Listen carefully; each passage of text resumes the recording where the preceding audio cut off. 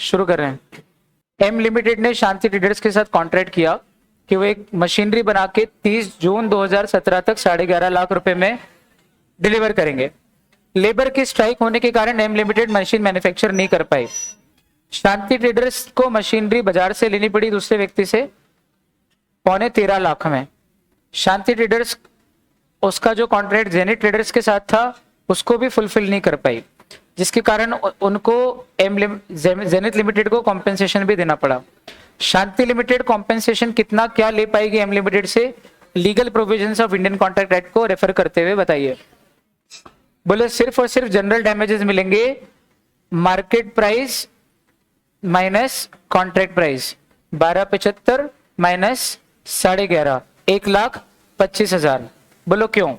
क्योंकि special damages अगर claim करना होते आपको उसके लिए प्रायर नोटिस देना जरूरी है। हेडले वर्सेस बैक्सेंडेल, चूंकि आपने प्रायर नोटिस नहीं दिया है इसलिए यहां पर आपको क्या नहीं मिलेगा, स्पेशल डैमेजेस या अच्छा स्पेशल डैमेजेस के कितने नाम है? स्पेशल डैमेजेस बोलो, कॉन्सिक्वेंशियल डैमेजेस बोलो, दोनों एक ही बात है, वो क्लेम नहीं कर पाओगे। पहला क्वेश्चन, ये एक इंपॉर्टेंट क्वेश्चन है, ये प्रैक्टिकल क्वेश्चन नहीं है, ये प्रैक्टिकल क्वेश्चन नहीं है लेकिन थ्योरेटिकल है, पर ये फाड़ू क्वेश्चन है। What is appropriation of goods under sale of goods act, state the essential regarding appropriation of unascertained goods. इस पे बात करना जरूरी है, ये किसी को नहीं आएगा। ये सब लोग मेरी तरफ देखो, पहली बार सुन रहे बच्चे, ध्यान से सुनो। अप्रोप्रिएशन ऑफ गुड्स, अभी तक आपने अप्रोप्रिएशन ऑफ पेमेंट्स पढ़ा था कॉन्ट्रैक्ट एक्ट में 59, 60, 61, याद है? वो अलग चीज है। अप्रोप्रिएशन ऑफ गुड्स क्या होता है? यहां पर अप्रोप्रिएशन का अर्थ है गुड्स का सिलेक्शन। अप्रोप्रिएशन ऑफ गुड्स शब्द का अर्थ क्या है? Selection of goods. ऑब्वियसली जब गुड्स अनएसर्टेन होते हैं तो एसर्टेन करने के बाद उनको सिलेक्ट करना पड़ता है, सिलेक्ट होने के बाद वो स्पेसिफिक होते हैं और फिर जो है उनकी एक्चुअल सेल होती है। एक्चुअल सेल होने के पहले पहले हमेशा गुड्स क्या रहते हैं? स्पेसिफिक नहीं रहते, वो एसर्टेन हो सकते हैं, अनएसर्टेन हो सकते हैं, लेकिन स्पेसिफिक। अच्छा अब आप इसका पूरा टॉपिक देख लो, 6 नंबर का क्वेश्चन है, इन्होंने आंसर क्या दिया है? क्वेश्चन नंबर 4 का ए, किसे बोलते हैं appropriation of goods? Appropriation of goods involve selection of goods. क्यों selection? with the intention of using them in performance of contract with the mutual consent of the seller of the buyer। Contract of sale को perform करना जरूरी है ना, और contract of sale कब perform होता है? जब एक्चुअल सेल होती है। तो कॉन्ट्रैक्ट ऑफ सेल को परफॉर्म करने के इंटेंशन से जो सिलेक्शन ऑफ गुड्स किया जाता है उसे हम क्या बोलते हैं? Appropriation of goods. लैंग्वेज पकड़ में आई, बोलना क्या चाह रहे हैं? अच्छा, दोनों की कंसेंट से होता है हमेशा, ऐसा हो नहीं सकता बस मैंने जो निकाल दिया वही ले लो। अगर सामने वाले बोले नहीं नहीं मेरे को ये वाला नहीं वो वाला दो, तो फिर दोनों की कंसेंट से देना पड़ता है अप्रोप्रिएशन। अब अप्रोप्रिएशन के एसेंशियल एलिमेंट क्या है? ऑब्वियसली अप्रोप्रिएशन स्पेसिफिक गुड्स का तो होगा नहीं, हमेशा अनसर्टेन गुड्स का ही होगा। उसी में से तो हम सिलेक्ट करेंगे तब जाके असर्टेन और स्पेसिफिक होगा। तो बोले पहला कि अगर आपका कॉन्ट्रैक्ट शुरू से ही स्पेसिफिक गुड्स को खरीदने का, जैसे आपने कहा सर आपका ये वाला लैपटॉप मेरे को दे दो, तो फिर इसका अप्रोप्रिएशन ऑफ गुड्स होगा क्या? क्यों? कि तो स्पेसिफिक है ना। जब आप बोलो कि आपकी दुकान में लैपटॉप रखे उसमें से एक एचपी का लैपटॉप दो, तो अग्रीमेंट या कॉन्ट्रैक्ट ऑफ सेल किसको लेके हुआ है? अनअसर्टेन गुड्स को, तभी ना अप्रोप्रिएशन की नौबत आएगी। तो अप्रोप्रिएशन की पहली कंडीशन क्या है कि आपका जो कॉन्ट्रैक्ट ऑफ सेल हुआ हो वो किस गुड्स का या हुआ हो, या तो फ्यूचर गुड्स का या अनअसर्टेन गुड्स का हुआ है, तब ना अप्रोप्रिएट करोगे, नहीं तो अप्रोप्रिएट की तो जरूरत ही नहीं, फिर तो स्पेसिफिक ही है। बोलो हाँ, रटना तो नहीं पड़ेगा, लॉजिक से समझ में आ रहा है बोलना क्या चाह रहे हैं? दूसरा, वो जो आप गुड्स अप्रोप्रिएट कर रहे हो वो आपने जो भी क्वालिटी कॉन्ट्रैक्ट में बताई है, कॉन्ट्रैक्ट में स्टेट किए कि इस क्वालिटी के होंगे, और जो भी डिस्क्रिप्शन दिया है उसको क्या करना चाहिए? कंफर्म करना चाहिए। कंफर्म मींस मैच करना चाहिए। दूसरा, उन गुड्स को अप्रोप्रिएट करने के बाद आपको उनको किस में लाना पड़ेगा? डिलीवरेबल स्टेट में। डिलीवरेबल स्टेट में नहीं लाते हो तो अभी आपका प्रॉपर अप्रोप्रिएशन नहीं हुआ। लास्ट में अप्रोप्रिएशन वहां तक पहुंच जाए जहां तक सेल हो जाए गुड्स की। सेल कब होती है? जब गुड्स डिलीवरेबल स्टेट में and buyer has notice of it. अच्छा, the goods must be unconditionally appropriated either by delivery to the buyer or his agent or the carrier. Goods कैसे आपको करने हैं अप्रोप्रिएट? अनकंडीशनली। अनकंडीशनली मतलब सिर्फ intention to appropriate से काम नहीं चलेगा, आपको एक्चुअल में अप्रोप्रिएट करने हैं। और कैसे करने हैं? ऐसे नहीं करूंगा वैसे नहीं, कोई कंडीशन नहीं है, बस जो लिखा है कॉन्ट्रैक्ट में उसके हिसाब से आपको अनकंडीशनली अप्रोप्रिएट करने हैं मतलब करने हैं बेसिकली ये। हाँ नहीं हमारी तो भावना थी करने की, वो तो हमने किया नहीं, ये नहीं चलेगा, करने हैं ये कहना चाह रहे हैं अनकंडीशनली। अच्छा, अप्रोप्रिएशन करेगा कौन? सेलर कर सकता है। क्या आप मेरी दुकान पे आए, आपने लक्स साबुन मांगा, तो मैंने कहा सर ये निकाल दो बड़ा वाला, आपने कहा हाँ ये निकाल दो, तो अप्रोप्रिएशन कौन कर रहा है? Seller with the consent of buyer, अथवा buyer with the assent of seller.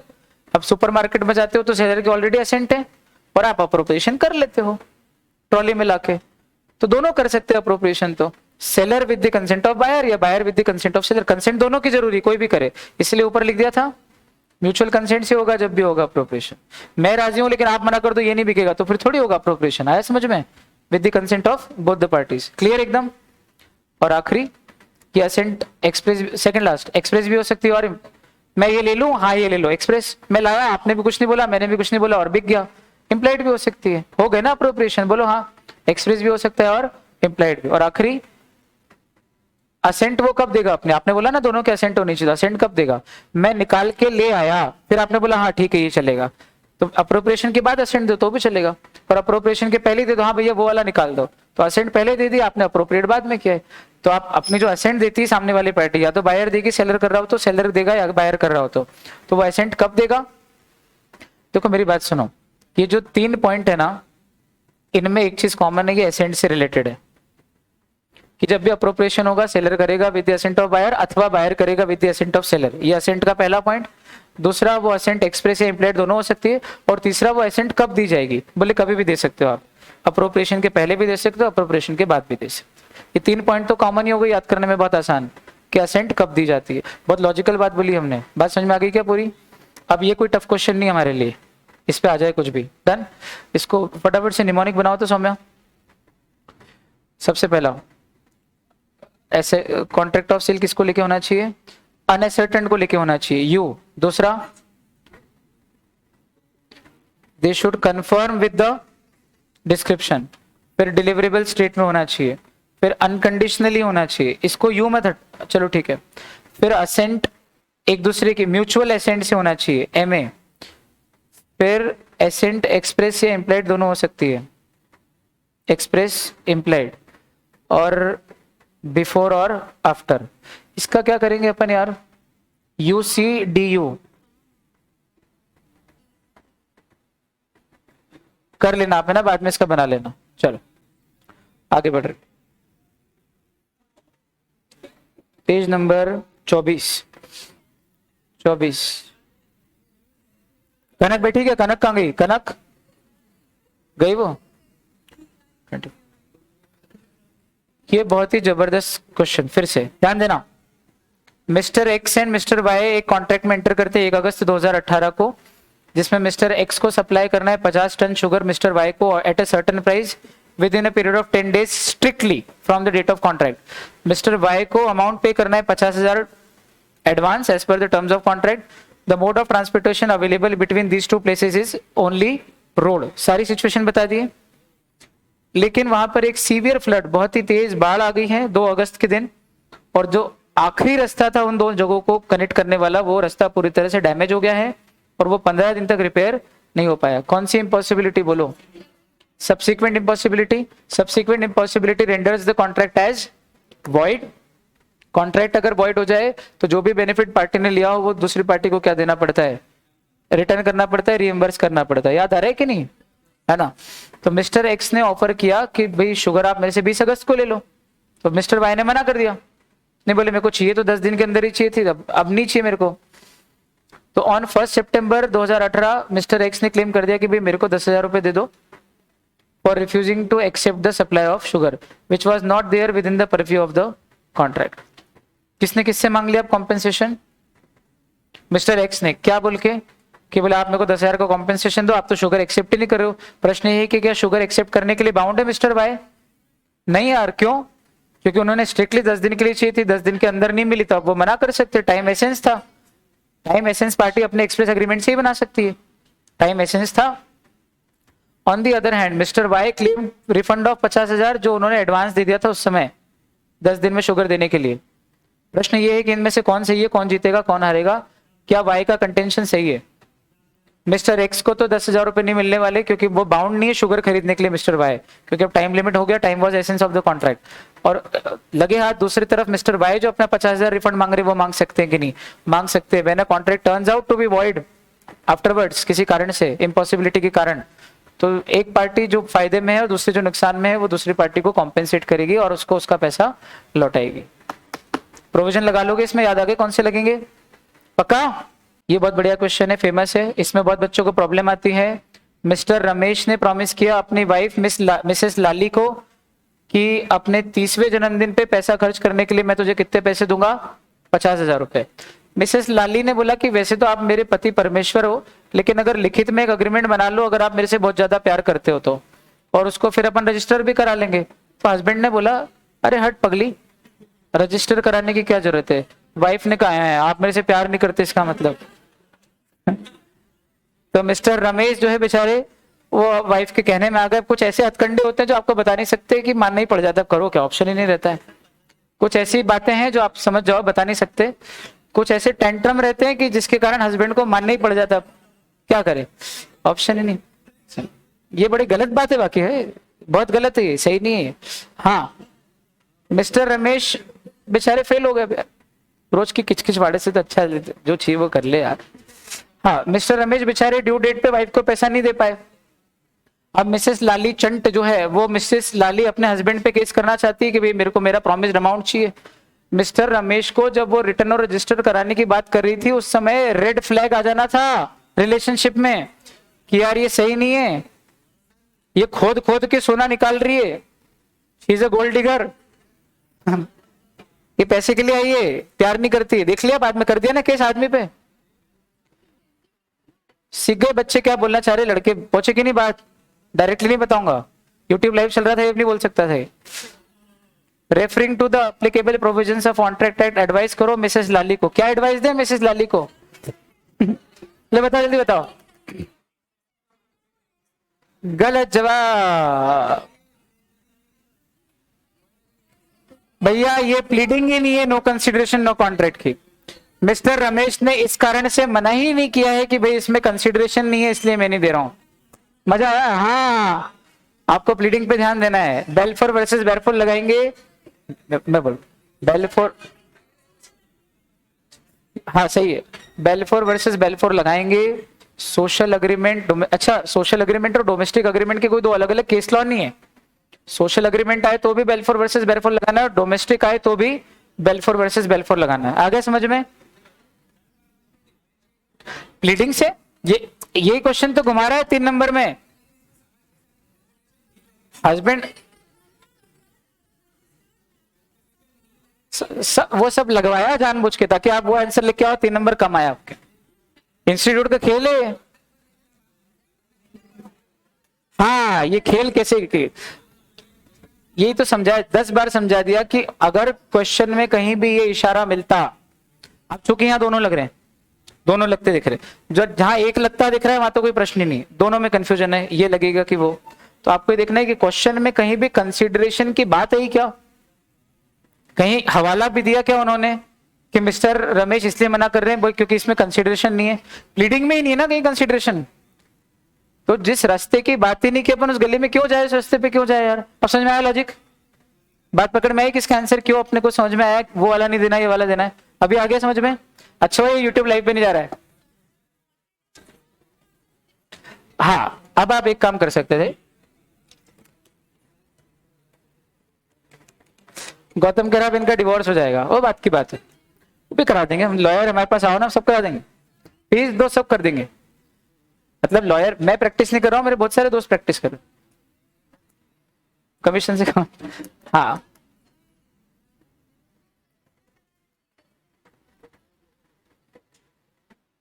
In commercial transactions intention to create legal relationship is presumed, but this is not a commercial transaction. इससे भी नहीं होगा। एक बात सुन, इसका जवाब देख लो, क्वेश्चन नंबर 3 का बी का 1, 3 का बी का 1, 3 का बी का 1। हाँ, parties must intend to create legal obligation, there must be intention फलाना डिमका टू क्रिएट डिमका लिमका। मिस्टर रमेश ने क्या क्या किया, तो इन द इंस्टेंट केस हो जाएगा अंत में, therefore they did not intend to create any legal relationship. वो बताओ यार, ठीक से कंक्लूड भी नहीं करा इन्हें तो आंसर को, कंक्लूड भी नहीं करा कि therefore Mrs Lali will not succeed फलाना डिमका, कुछ भी नहीं। आप इनके भरोसे मत जाना कि एग्जैक्टली ये रट के चले गए लिख दिया, आपको व्यवस्थित करना। इसीलिए तो वो 86 मार्क्स वाली कॉपी का आंसर बढ़िया है, क्योंकि फॉर्मेट में है, भले ही छोटे छोटे हैं। ये मत घबराना कि सर इसमें तो इतने एनालिसिस बन रहा है, कंक्लूजन तो ये 2 ही लाइन का बन रहा है। 2 लाइन का बने 2 लाइन का लिख के आना, बस सही लिख के आना। एनालिसिस 4 लाइन का लिखे, 4 लाइन का लिख के आना, घबराना मत कि अननेसेसरी बड़ा करना है। वो तो मैंने आपकी आदतें डलवाई कि 1.25 पेज का तो कम से कम होना ही चाहिए। आज रहस्य खोल रहा हूं, हर क्वेश्चन 1.25 पेज में जाए कोई जरूरी?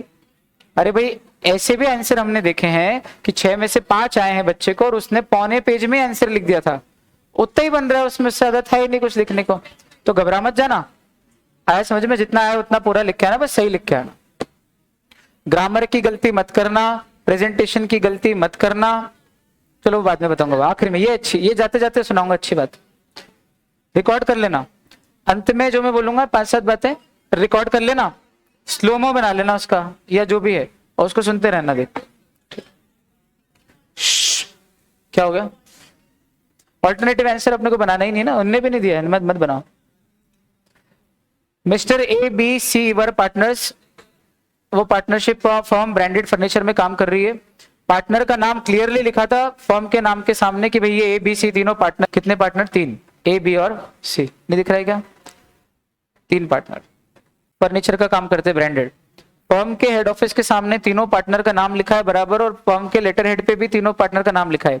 1 अक्टूबर 2018 को मिस्टर सी पास अवे हो गए, उनका नाम आपने कहीं से हटाया ही नहीं, अभी तो लिखा है नाम अभी भी उनका। As per the terms of partnership, चूंकि पार्टनरशिप में लिखा था कि एक पार्टनर के जाने पे फर्म डिसॉल्व नहीं होगी, तो मिस्टर ए और बी पार्टनर कंटिन्यू हो रहे हैं। फर्म ने अपने अकाउंट सेटल कर दिए और सी के जो लीगल एयर थे उनको अमाउंट बता भी दिया कि भाई आपके पिताजी के जाने के बाद इतना पैसा उनका है जो आपको हमको देना बनता है, पूरा डिटरमाइन कर लिया, अमाउंट कैलकुलेट कर लिया है, ठीक। But the same was not paid to the legal heirs of mister C, determine कर लिया, कैलकुलेट कर लिया, इन्फॉर्म भी कर लिया, मान लो, लेकिन उनको अभी पे डिसीज पार्टनर के रिप्रेजेंटेटिव को पैसा पे नहीं हुआ, और डिसीज पार्टनर का नाम अभी भी फर्म के सब जगह लेटर हेड पे और बिल बोर्ड पे सब दूर लिखा हुआ है, सब दूर। मिस्टर एक्स एक सप्लायर ऑफ फर्नीचर थे जिन्होंने 20 लाख का फर्नीचर एबीसी एंड कंपनी को बेचा। एबीसी एंड कंपनी उस पैसे को रीपे नहीं कर पाई ड्यू टू हेवी लॉस। कब बेचा? 16 अक्टूबर को। अब ये चेक करो कि कब मरे थे मिस्टर सी? 1 अक्टूबर को। उनके मरने के बाद के ट्रांजेक्शन के लिए डिसीज पार्टनर लायबल नहीं होता है। Mister X wants to recover the amount not only from ABC के partner but also from the legal heir of mister C. कर पाएगा क्या? क्या खोदा पहाड़ निकली चुहिया वाला क्वेश्चन है यार। इतना पढ़ने के बाद लगा तो बहुत ही आसान है, बनाया इतना बड़ा कि कोई झंझनाट क्वेश्चन है, कोई ऐसे घबरा जाएंगे, एकदम फुद्दू क्वेश्चन है। आ जाएगा आपको ये 3 नंबर में। अच्छा देखो कितनी पीड़ा होती है ना ये, इतना पढ़ने के बाद जब अंत में मालूम पड़ता है कि ये तो 3 नंबर का है। अच्छा आप देख रहे हो थोड़े थोड़े क्वेश्चन में अंतर है आरटीपी के और पीवाईक्यू के क्वेश्चन में। ये जो है ये आईसीआई के पूछे हुए क्वेश्चन है पास्ट ईयर के, इंपॉर्टेंट चल रहे हैं। मिस्टर जी ने कुछ गुड्स बेचे मिस्टर एच को एक प्राइस पे, सर्टेन प्राइस पे, लेकिन उसका पेमेंट जो है अभी भी रिसीव नहीं हुआ है। तो दैट डे अभी तक रिसीव नहीं हुआ है। The goods were packed and lying in the godown of mister G. Goods अभी पैक करके मिस्टर जी के गोडाउन में अभी डिलीवरी नहीं हुई है। एच के एजेंट ने आके गुड्स इंस्पेक्ट कर लिए और वो गुड्स बराबर ऑर्डर में है, मतलब जैसे बोला वैसे कंटाप एकदम बढ़िया। Later on the dues of the goods were settled in cash. बाद में आपने वो जो ड्यूज थे वो क्या कर दिए? कैश में सेटल कर दिए। Just after receiving the cash mister G आज mister H that goods should be taken away from his godown, ताकि मैं दूसरे गुड्स परचेज कर सकूं। भाई अब ये गुड्स ले जाओ आप। देखो क्या हुआ, फिर कहानी बता रहा हूं। मिस्टर जी ने मिस्टर एच के साथ कुछ गुड्स बेचने का कॉन्ट्रैक्ट किया कैश बेसिस पे, लिखा नहीं है लेकिन समझना पड़ेगा पढ़ के, कैश बेसिस पे। इसका पेमेंट नहीं आया तो मिस्टर जी ने भी वो गुड्स अभी तक डिलीवर नहीं किए, लेकिन पैक करके रखे। एक दिन मिस्टर एच के जो एजेंट है वो आ गए, उन्होंने गुड्स को इंस्पेक्ट किया, चेक किया, गुड्स ऑर्डर में थे, प्रॉपर बराबर गुड्स थे। उसके बाद उन्होंने अमाउंट भी सेटल कर दिया। बोले कितना पैसा? बोले इतना, पैसा भी। अब मिस्टर जी संतुष्ट है, भाई मेरे को मेरा पैसा मिल गया, बोले गुड्स ले जाओ। और क्या बोला मिस्टर जी ने एच के एजेंट को कि भाई ले जाओ, क्योंकि मेरे यहाँ जगह नहीं गोडाउन में रखने की, मेरे को अपने और भी गुड्स स्टोर करने हैं यार। मैं जेन्युइनली बोल रहा हूँ कि मेरे यहाँ जगह नहीं, मैं बाहर रख दूंगा, ठीक। तो अब आपको ले जाने चाहिए कि नहीं गुड्स? डिलीवरी लेने में डिले कौन कर रहा है? और डिलीवरी लेने में डिले जो करता है डिफॉल्टिंग पार्टी वो मानी जाती है, और जो पार्टी डिफॉल्टिंग होती है वो गुड्स का लॉस बियर करती है। वैसे भी रिस्क वैसे भी उसकी होनी चाहिए, अब तो ऑनरशिप ट्रांसफर हो गई है, डिलीवरेबल स्टेट में हो और अगर इन्फॉर्म कर दिया जाए तो ओनरशिप ट्रांसफर हो जाती है। और दूसरा, डिलीवरी में डिले आप कर रहे हो, मैंने इमीडिएट डिलीवरी का बोला है क्योंकि मेरे यहाँ गोडाउन में जगह नहीं भैया, सामान मेरे को दूसरे भी स्टोर करने, मेरा और भी व्यापार है यार। लॉजिकल बात है। जी की कोई गलती है क्या इसमें? नहीं। After 1 day since mister H did not take the delivery of the goods, मैंने बोला था अभी ले जाओ, वो लेके नहीं गया। अगले दिन, एक दिन और रुका मैं, अगले दिन जब आपका एजेंट या आप डिलीवरी लेने नहीं आए मिस्टर एच, तो मिस्टर जी ने वो गुड्स गोडाउन के बाहर, जो थोड़ी सी खुली जगह थी, सड़क पे नहीं रखे, गोडाउन से निकाल के थोड़ी सी ओपन स्पेस में रख दिए, गोडाउन में जगह करके अपने गुड्स स्टोर कर लिए। Due to rain some goods were damaged, mister H के गुड्स डैमेज हुए। सेल ऑफ गुड्स के प्रोविजन को ध्यान में रखते हुए बताइए कि इस पूरे डैमेज का रिस्पॉन्सिबल किसको हेल्ड किया जाएगा, इतना बता दो बस। एच ही, बायर ही बियर करेगा ये पूरा लॉस। लगा दोगे सही प्रोविजन इसमें? अच्छा, ये तो मेगा प्रिपरेशन नोट्स में पूरे पूरे आंसर है ही ना। आप क्वेश्चन मैंने समझा दिया, एक बार सेक्शन प्रोविजन याद कर जाना पढ़ के, पक्का है ना। अगर आपका आंसर बदल जाएगा अगर ड्यूज कैश में सेटल नहीं होते और अगर पेमेंट अभी भी पेंडिंग होता तो नहीं, तो भी हो जाते, तो भी हो जाती, क्योंकि ओनरशिप तो जैसे ही हमने डिलीवरेबल स्टेट में लाके goods are the buyer is informed, तो फिर ओनरशिप ट्रांसफर हो जाती है और रेस्पेरेट डेमिनो तो लगना ही लगना है। देख लो आंसर फटाफट से, 1 मिनट में देखो। सेक्शन 44, अगर गुड्स रेडी हैं और डिलीवर करने के लिए दोनों पार्टी मतलब तैयार है गुड्स जाने के लिए, तो रीजनेबल टाइम में आपको डिलीवरी लेनी चाहिए, या तो प्रिस्क्राइब टाइम में या रीजनेबल टाइम। यहाँ पे टाइम प्रिस्क्राइब था कि इमीडिएटली ले जाओ, जल्दी ले जाओ क्योंकि जगह नहीं है। अच्छा, तो जो भी लॉस होगा वो कौन बियर करेगा? सेलर को अगर कुछ लॉस होता है तो उसके लिए कौन बियर करता है? बायर। खैर ये लाइन लिखने की जरूरत नहीं है। वैसे भी the property in goods passes to the buyer at the time of depending upon ascertainment, appropriation and delivery of goods. याद आ रहा है? अनएसर्टेन गुड्स की ओनरशिप कब पास होती है? पहला, जब वो एसर्टन होके अप्रोप्रिएट होके डिलीवरेबल स्टेट में आ जाएं तो ओनरशिप, और ऑब्वियसली इन्फॉर्म कर दिया है तो फिर risk follows ownership, risk passes with ownership. तो जब तक सेलर के रिस्क पे थे जब तक ये सब कुछ नहीं हुआ था, but after the transfer of property the goods are at the buyer's risk. अब आप इसी लैंग्वेज में नहीं लिख पाओ तो आप अपनी लैंग्वेज में लिख लोगे, कोई जरूरी नहीं सेम टू सेम लैंग्वेज में लिखना है, समझ में? बस वो सही होना चाहिए आंसर। चलो अच्छा, अगर सेटल नहीं भी होता गुड्स, कैश में नहीं भी सेटल होता तो भी क्या होता? ये अननेसेसरी बड़ा करा इन्होंने ना, ये इतना कुछ लिखने की जरूरत नहीं वैसे मेरे हिसाब से इस आंसर में। आप तो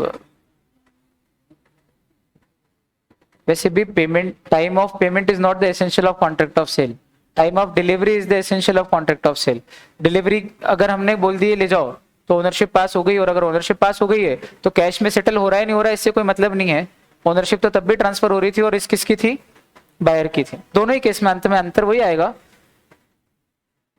अब ये सब लिखने की जरूरत नहीं कि अगर बायर रॉन्गफुली इंडिकेट करता है या सेलर, ठीक है चलो खैर। 32, 34 अगला क्वेश्चन, फिर एक बढ़िया क्वेश्चन। अब ये है डॉक्ट्राइन ऑफ इंडोर मैनेजमेंट का। कल मैंने आपसे बोला था कि एक व्यक्ति ने कंपनी से लोन लिया, बाद में चुकाने आया तो मैनेजर को पैसा दे दिया उसने। बाद में आपने बोला कि भाई हमने तो मैनेजर को ऑथोराइज ही नहीं किया था, हमने अंदरूनी रेजोल्यूशन पास कर लिया था कि भाई मैनेजर किसी पैसे को नहीं लेगा। याद आ रहा है?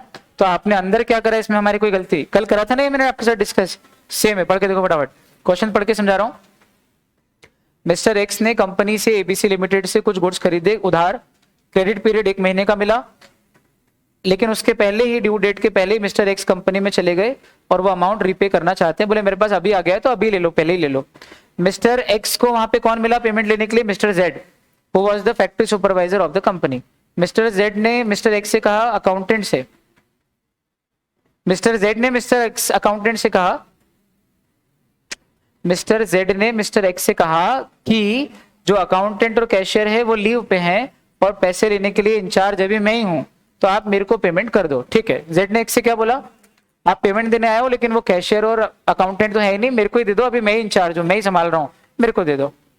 ठीक है, और जेड ने उसकी क्या बना दी? अपनी सिग्नेचर की रसीद भी बना के दे दी कंपनी के नाम से कि हाँ भाई पेमेंट प्राप्त हो गया, अब आप जाओ, आपका काम हो गया। 2 महीने बाद कंपनी ने मिस्टर एक्स को नोटिस दिया कि भाई आपका तो पैसा आया ही नहीं, 1 महीने बाद देने वाले थे, आपके 2 महीने हो गए अभी तक पैसा नहीं आया।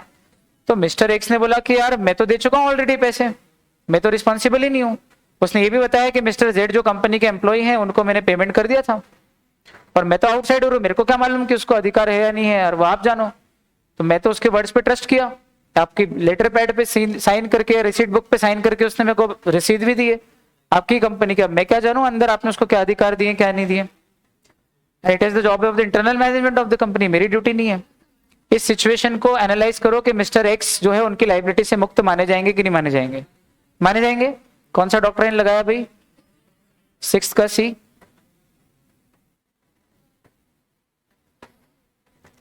डॉक्ट्राइन ऑफ पूरा लिख देना, फिर इन द गिवन केस क्या क्या हो रहा है ये, और अंत में कंक्लूजन कर दोगे। पक्का बेटा? अब मजे की बात है कि इस तरह का कोई भी क्वेश्चन आए कि मैं तो आया था ये वो, नाम बदल देंगे, अमाउंट वगैरह कुछ नया डाल देंगे, कंपनी का नाम बदल देंगे, थोड़ी सिचुएशन अगर इधर उधर भी कर दें, आपको क्वेश्चन पढ़ते ही समझ में आ जाएगा कि इसमें क्या लगाना है। डन ना?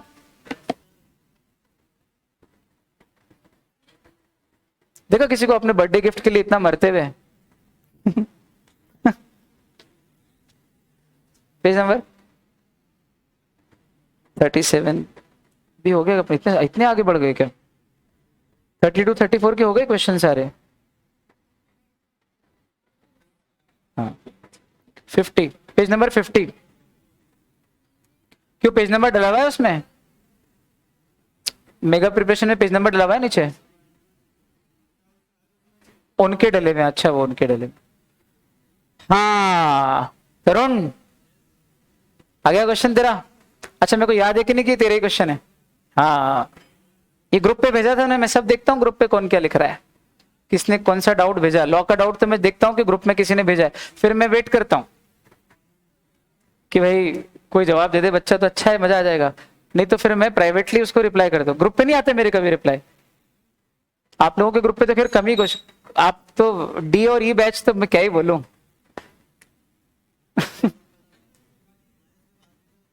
कोई पता नहीं क्या ही करते हैं। मिस्टर सोहन लाल यार, कोवेनेंट ट्रेनिंग विद लैंड याद आ रहा है कि मेरी जमीन पे चंदन का पेड़ है वो काटोगे नहीं, क्या इस केस में आने वाली जो पार्टीज होगी उन पे भी एप्लीकेबल होगा? और उनके साथ मेरा कॉन्ट्रैक्ट नहीं हो, प्रिविटी नहीं हो, तो भी मैं सक्सेसर के उस कॉन्ट्रैक्ट में या उस लैंड के जो सक्सेसर्स हैं, सक्सेसिव ओनर्स, उनके साथ भी मेरा ये एम्प्लॉइड बिना कॉन्ट्रैक्ट के भी बिना प्रिविटी के भी ये मैं इन्फोर्सेबल है। प्रिविटी ऑफ कॉन्ट्रैक्ट का एक्सेप्शन। 10 एकड़ जमीन बेची मोहनलाल को 25 सितंबर 2018 को 25 लाख में। प्रॉपर्टी पेपर्स में मेंशन किया अमंग अदर डिटेल्स, दूसरी डिटेल्स के साथ, कि कोई भी खरीदेगा वो 9 एकड़ यूज करेगा, लेकिन रिमेनिंग 1 एकड़ जो है वो छोटे लाल, मेरा जो बेटा है सोहनलाल का, वो ही वहां पे फार्मिंग एक्टिविटी करेगा अपनी पसंद से। 12 अक्टूबर 2018 के दिन सोहनलाल जी मर गए, ओह, और छोड़ के गए अपने बेटे को और अपनी वाइफ को। देखा, my wife is my life, उसका कैसा इस्तेमाल करा यहाँ पे आईसीआई ने। आया कि नहीं समझ में आया? अब आप मेरे को बोलते हो कि मैं ऐसी बात करता हूँ यंगस्टर्स की और डबल मीनिंग की, तो आईसीआई है। हाँ हो सकता है, लड़कियों को ऐसा लगता है, ये गलत फहमी लड़कियों को है। अच्छा इसको उल्टा करो फिर, my husband is my hairband. कोई राइमिंग तो करके बताओ है कि मैंने बांध के रखा है, कहीं जाए तो सही। नहीं हेयरबैंड तो यहां लगता है ना, ऐसे ऐसे यूं, ये तो गलत है ना यार। My wife is my life, ये राइमिंग तो ठीक है। हस्बैंड का क्या बेचारे की कोई राइमिंग नहीं है, क्योंकि उसके लाइफ में कोई राइम ही नहीं है। राइम का अर्थ होता है हिंदी में तुक। एक बार बेचारे ने शादी कर ली तो क्या तुक, जिंदगी बेतुकी हो गई। बाकी यार बोला तो यार सलमान खान था यार माधुरी दीक्षित को, किसी बेतुके शायर की बेतुकी बेसुरी कव्वालियों दूल्हे की सालियों। हाँ? तो ये लाइफ है कि वाइफ है ये बता दो। ये एग्जाम का क्वेश्चन है, एग्जाम में आया हुआ है और इतनी बड़ी भारी भूल करी है। मतलब एक बार प्रूफ रीडिंग भी नहीं होती पेपर की। आपको कुछ नहीं करना है, मैंने हमेशा बोला करोड़ों करोड़ों रुपया आईसीआई के पास भाई, करोड़ों करोड़। अच्छा हुआ लाइव नहीं यूट्यूब। करोड़ों रुपया है। 2.5 लाख बच्चे सीए फाउंडेशन में रजिस्टर्ड है, 2.5 लाख बच्चे। आपकी रजिस्ट्रेशन फीस कितनी सीए फाउंडेशन की है? 10,000। 10,000 है ना, 2.5 लाख इंटू 10,000 कर लो, नहीं कैलकुलेटर में एरर आ जाए तो बोलना। अरे मतलब छोटे कैलकुलेटर में तो आ जाएगी। कितना आया? अब इतने पैसे हैं भाई, इतने पैसे हैं, आप एक ढंग का समझदार एक पढ़ा लिखा व्यक्ति बिठा दो जो पेपर को एक बार ऊपर से नीचे तक ढंग से एक बार चेक कर ले कि इसमें कोई ऐसा क्वेश्चन तो नहीं है जो लॉ में अमेंड हो गया और अपने को नहीं देना चाहिए। इतनी सी तो आपको मिस्टेक कि एक्टिव पैसिव वॉइस गलत नहीं जाना चाहिए यार, या फिर भाई क्वेश्चन में कहीं मिसप्रिंट हो, स्पेलिंग मिस्टेक। प्रोफेशनल इंस्टीट्यूट, आप दुनिया में कितना बड़ा नाम है सीए का यार, सीए कोई छोटी चीज तो है नहीं, और उसका इंस्टीट्यूट ऐसी गलती करे तो मेरी दुनिया गलती करे चलेगा, लेकिन ऐसी गलतियां माफ नहीं होनी चाहिए। इसका मतलब कोई फांसी पे नहीं चढ़ा देंगे, अब वो तो होगा तो कुछ भी नहीं, कोई किसी का कुछ नहीं बिगाड़ सकता, लेकिन थोड़ा सा मार्केट में रेपुटेशन खराब होगी ना यार इंस्टीट्यूट की और बच्चों की। चलो अब मेरे को ये बता दो कि बाद में 15 अक्टूबर को एक परचेजर ने उसके ऊपर ऑडिटोरियम बनाना चालू कर दिया पूरे 10 एकड़ पे, बना पाएगा क्या? मिस्टर छोटे लाल जो है सोहन लाल का बेटा, वो केस करना चाह रहा है। तो प्रश्न ये है कि भाई सोहन लाल अगर होता तो कर देता, पर क्या उसका सक्सेसर भी कर सकता है क्या? बोले हाँ, कोवेनेंट रनिंग विद लैंड में प्रिविटी ऑफ कॉन्ट्रैक्ट का एक्सेप्शन है, अगर वो ना हो, जो व्यक्ति जिसने ये डाला था वो नहीं भी हो, उसका सक्सेसर भी आ जाए, तो वो भी दूसरी पार्टी को क्या कर सकता है? मना कर सकता है। बोलो बात समझ में आ गई? कर पाओगे? Covenant running with land, privity of contract का एक्सेप्शन। चलो यार सुनो मेरी बात, जिसको बातें करनी हो वो सुने।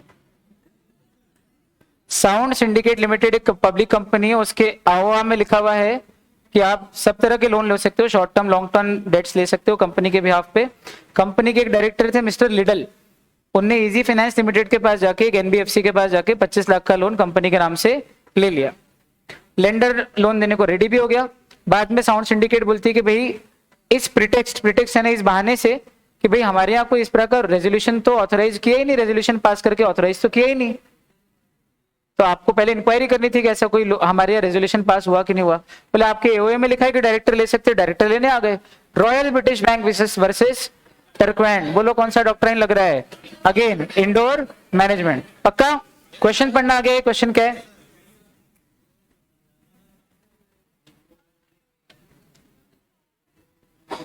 पेज नंबर 70, 50 के बाद 75। चलो भैया ये बहुत इंपॉर्टेंट क्वेश्चन है, मैं बैठ के समझाऊंगा ढंग से, ध्यान से सुनो। अप्रोप्रिएशन ऑफ पेमेंट 59, 60, 61 आ गया इसमें, ध्यान से सुनना। यार मैं अभी भी कह रहा हूं बाहर चले जाओ, बात करना हो तो अभी शांति से सुनेंगे। आपस में आप बात करते हो, मुझे हमिंग साउंड आता है, इधर सुनो सुनो सुनो। सोनूमल एक बहुत पैसे वाला आदमी है, उसने दातूमल नाम के एक व्यक्ति को 80,000 का लोन दिया 26/2/2019 को। बाद में दातूमल ने फिर एक लोन मांगा 1.5 लाख का, तो सोनूमल ने उसको दे तो दिया, लेकिन 2 हिस्सों में दिया, 2 अलग अलग डेट पे। 28/2 को 1 लाख दिया और 3/3 को 50,000 दिया। टोटल कितनी आउटस्टैंडिंग है बताओ दातूमल पे सोनूमल की? मतलब सोनूमल ने उधार दातूमल को कितना दे रखा है? 80,000, 1 लाख और 50,000, 3 अलग अलग डेट के, सीधे सीधे 2,30,000। 10/3/2019 को दातूमल ने 75,000 रुपए दिए। एक ही डेटर ने एक ही क्रेडिटर से मल्टीपल लोन लिए हो, लग गया 59, 60, 61। सोनूमल ने इंसिस्ट किया, सोनूमल कौन? नहीं सोनूमल ने नहीं किया, दातूमल ने पेमेंट किया सोनूमल को, और दातूमल ने ही ये इंसिस्ट किया कि लेंडर शुड एडजस्ट 50। आप देखो द लेंडर शुड एडजस्टेड, करी ना फिर गलती यहाँ पे, ग्रामेटिकल मिस्टेक पेपर में। 50,000 towards the loan taken on 3/3/2019। ये 50,000 किसमें ले लो आप? 3/3 वाले में ले लो, पूरा चुक जाएगा इसमें से, और बचे 25,000 जो है वो 26/2 वाले में ले लेना, 80,000 वाले में। 1 लाख वाला ऐसे रहने दो। अब टोटल आउटस्टैंडिंग कितनी होगी? 80 में से 25 गए, 55,000 और 1 लाख अपनी जगह, और 50 वाला पूरा हो गया। क्या पहला अधिकार हमेशा डेटर का ही होता है? लॉ ने सेक्शन 59। सोनूमल इस बात को ऑब्जेक्शन ले रहा है, बोले यार मैं मेरे हिसाब से करूंगा और ऑर्डर में करूंगा, पहले पूरा 80 करूंगा इस 75,000 में से, और चूंकि 80 पूरा नहीं हो रहा है तो पहले 80,000 में से 5,000 बचेंगे, और ये 1 लाख और 50,000 ऐसे कैसे रहेंगे? कौन चाह रहा है ऐसा करना? Debt creditor Sonumal. ठीक, अब आप नाउ यू डिसाइड, देखो आपको जज बना दिया यहाँ पे आईसीआई ने, नाउ यू डिसाइड। ऐसा क्या कि वेदर द कंटेंशन यानी ओपिनियन, धातुमल का जो ओपिनियन है वो करेक्ट है या नहीं, करेक्ट है या अदरवाइज यानी इनकरेक्ट है, as per the provisions of the Indian contract. सिर्फ पढ़ने की दिक्कत थी, पढ़ना आ गया, कठिन नहीं होते ना क्वेश्चन, ये बोल दो लॉ के क्वेश्चन कठिन नहीं होते, इतना कह दो, मेरे दिल को ठंडक आएगी, मेरे दिल को ठंडक आए इसलिए मत कहना, आपके दिल से ईमानदारी से भाई, दिल से जो निकली बात वो दिल तक जाती है, दिल से निकले तो बोलना भाई। ये भी महिला संगीत में बहुत बजता है गाना, मेरे घर के सामने सुना, ये बहुत बजता है आजकल। हाँ है प्रेम के क्या, प्रेम का बंध क्या, प्यार का बंधन हो, क्या बोलूं, क्या आती जाती है, आती जाती पता नहीं कौन आती जाती है, अपने को समझ में नहीं आती। आरी जारी समझ, वो गाना है ना, आरी जारी समझ नहीं आ रही, कूद फांद कर दी है, वो छलांग मार दी है, बैठे कभी ना बैक सीट, बनो तेरा स्वैगर। हाँ वही वही वही सुनो। अच्छा ये छोटे छोटे मोमेंट्स क्रिएट करते हैं ना, फिर 15 मिनट की एनर्जी आ जाती है। ऐसा बंगाल तब बोर सब्जेक्ट हो जाता है कभी कभी तो। चलो भाई, धातुमल सही कह रहा है कि नहीं कह रहा है ये बता दो आप। धातुमल यार सही करे, what would be the answer. अच्छा यहां तक तो उत्तर सही रहता है, फिर ये आईसीआई क्या करता है, ऐसा हो जाता तो क्या होता, ये भी करता है। अरे यार क्यों इतना इमेजिनेशन सिचुएशन क्रिएट करते हो यार जिंदगी में, पहले हकीकत में जी लो ना यार, कल्पना के लोक में जिवाते हो हमको। ऐसा हो जाता तो क्या हो जाता, अरे भाई मेरी फूफी की मूछें होती तो मैं फूफा कहता उसको है? अगर धातुमल ने ऐसा कोई, बोरोवर ने ऐसा कोई इंसिस्टेंस नहीं किया होता एडजस्टमेंट या रिपेमेंट का, तो क्या होता, तो सेक्शन 60 लग जाता। सीधे सीधे देखो 3 ने बना दी, यहाँ पे 59 लग रहा है, यहाँ पे 60 लग रहा है, तब फिर जो सोनोमल चाहता वो होता। और आगे मोड ऑफ एडजस्टमेंट अप्रोप्रिएशन क्या होता इन केस ना ही सोनोमल ना ही धातुमल दोनों ने कुछ भी इंसिस्ट नहीं किया होता, तो 61 लग जाएगा फीफो। और उसमें भी अगर 2 डेट इक्वल स्टैंडिंग के होते हैं तो फिर प्रोपोर्शनेट बेसिस पे ना कि इक्वली, ये भी ध्यान रखना, बहुत अच्छी बात बोल रहा हूं मैं। प्रोपोर्शनेट समझ में आ रहा है, प्रोपोर्शनेट बेसिस किसको बोलते हैं, आता है ना निकालना प्रोपोर्शन, तो सिखाऊं, सबको आता। और सुनो, पहले किसका अप्रोप्रिएशन होता है, इंटरेस्ट का अप्रोप्रिएशन करते हो, उसके बाद प्रिंसिपल। और दूसरा टाइम बाय डेट भी आप क्या कर सकते हो, अप्रोप्रिएट कर सकते हो, अगर कुछ नहीं बोला हो तो 60 सेक्शन 60 के तहत, 60 में ही सिर्फ, हाँ, सिर्फ 60 में। अच्छा याद था मुझे, अपनी बात हुई थी इस पे। चलो 77 क्या बेटा, मास्टर एक्स जो है पार्टनरशिप में बेनिफिशियरी बना, सारे पार्टनर की कंसेंट से मेजर हो गया, 6 महीने भी हो गए, पब्लिक नोटिस नहीं दिया, उसने कुछ बताया नहीं, एल ने जो है फर्म को माल सप्लाई कर दिया। आपको पार्टनरशिप एक्ट की लाइट में ये बताना है कि एक्स जो है मास्टर एक्स वो कितने के लिए लायबल है मेजर होने के बाद, और क्या मिस्टर एल एक्स से भी रिकवर कर सकते कि नहीं कर सकते। क्या फुद्दू क्वेश्चन यार, 6 महीने में नोटिस न दो तो deem to have chosen to become a partner, partner बन गया तो फॉर्म के सारे डेट्स के लिए लायबल है from the date when he was first admitted to the benefits of partnership. और चूंकि मिस्टर एल ने उसको पैसा दिया है फॉर्म को, तो वो एक्स से भी रिकवर कर सकते। खत्म किस्सा यार, एकदम फुद्दू क्वेश्चन। बोलो आया, हमारी कॉन्सेप्ट्स क्लियर है तो क्वेश्चन इजी लग रही है, ये भी एक कारण है, देखते ही समझ में आता है। 79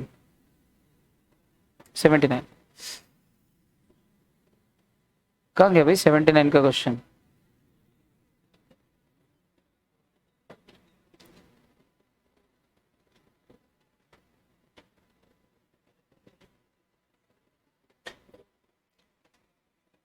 है ही नहीं यार 79 क्वेश्चन मेरा वाला।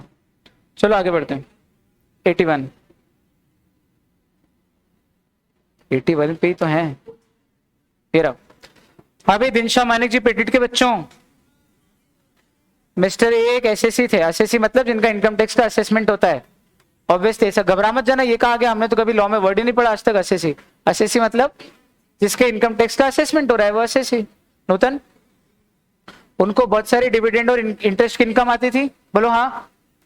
इन order to reduce his tax liability, उन्होंने 4 प्राइवेट लिमिटेड कंपनी बनाई, सारा इन्वेस्टमेंट वहां पे ट्रांसफर कर दिया, बदले में शेयर ले लिए, कंपनी जो भी पैसा आता था उनको लोन के तौर पे, फेक लोन, प्रिटेंडेड लोन के तौर पे देती थी।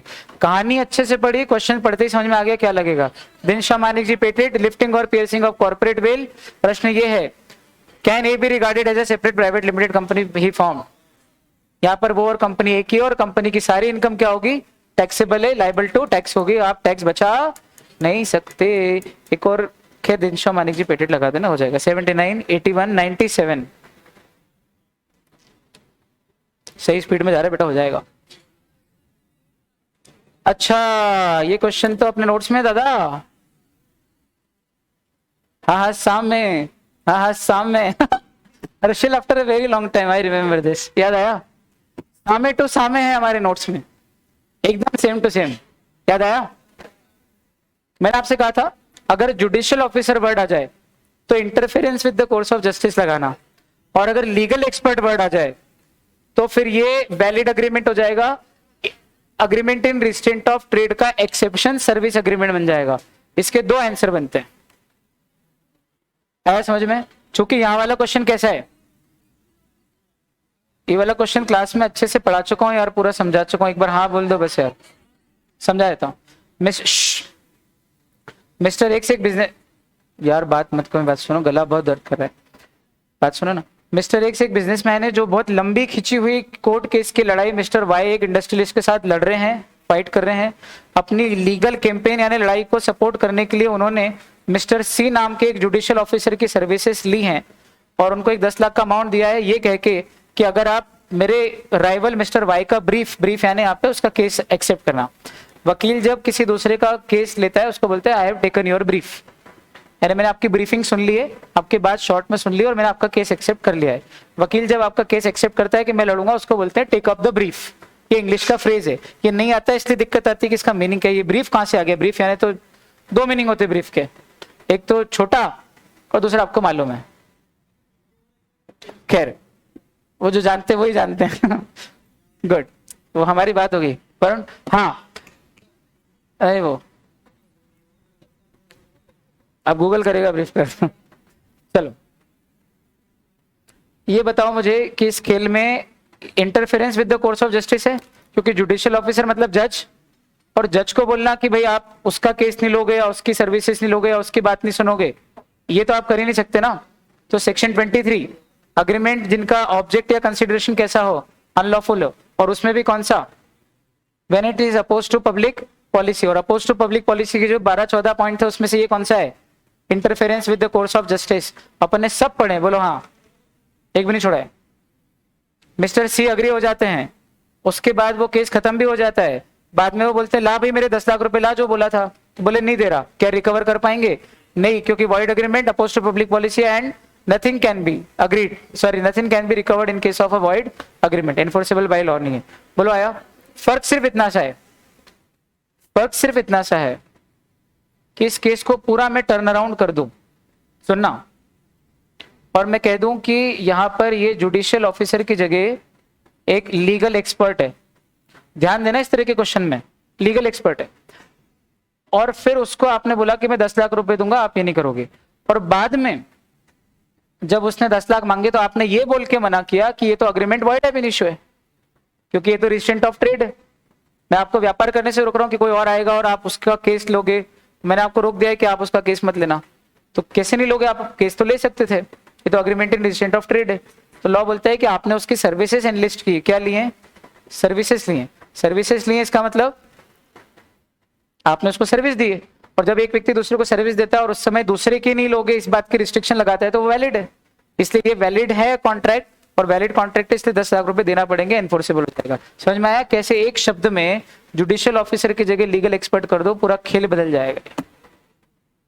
सेम एग्जांपल, एक वर्ड बदलेंगे, जुडिशियल ऑफिसर की जगह लीगल एक्सपर्ट, 3 बार बोल चुका हूं मैं ये बात, अभी मैं नहीं विश्वास हो तो इसका आंसर देखेंगे अभी।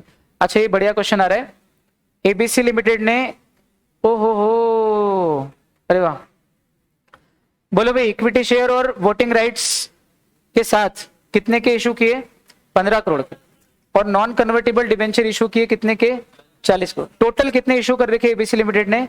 15 करोड़ के शेयर, 40 करोड़ के डिबेंचर। इसमें से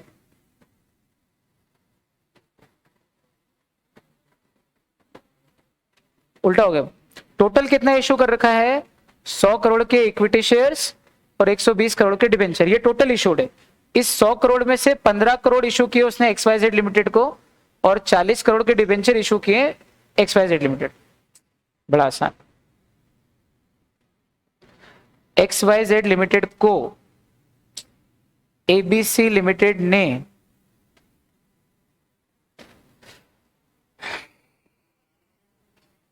ABC लिमिटेड ने XYZ लिमिटेड को 15 करोड़ के शेयर्स और 40 करोड़ के डिबेंचर्स इशू किए, जबकि उनकी टोटल कैपिटल कितनी है?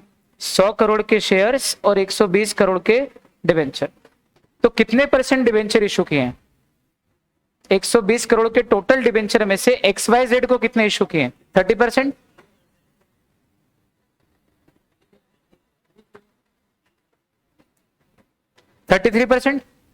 ऑलमोस्ट। और 100 करोड़ के शेयर में से कितने के शेयर इशू किए हैं? 15 करोड़। कितने परसेंट?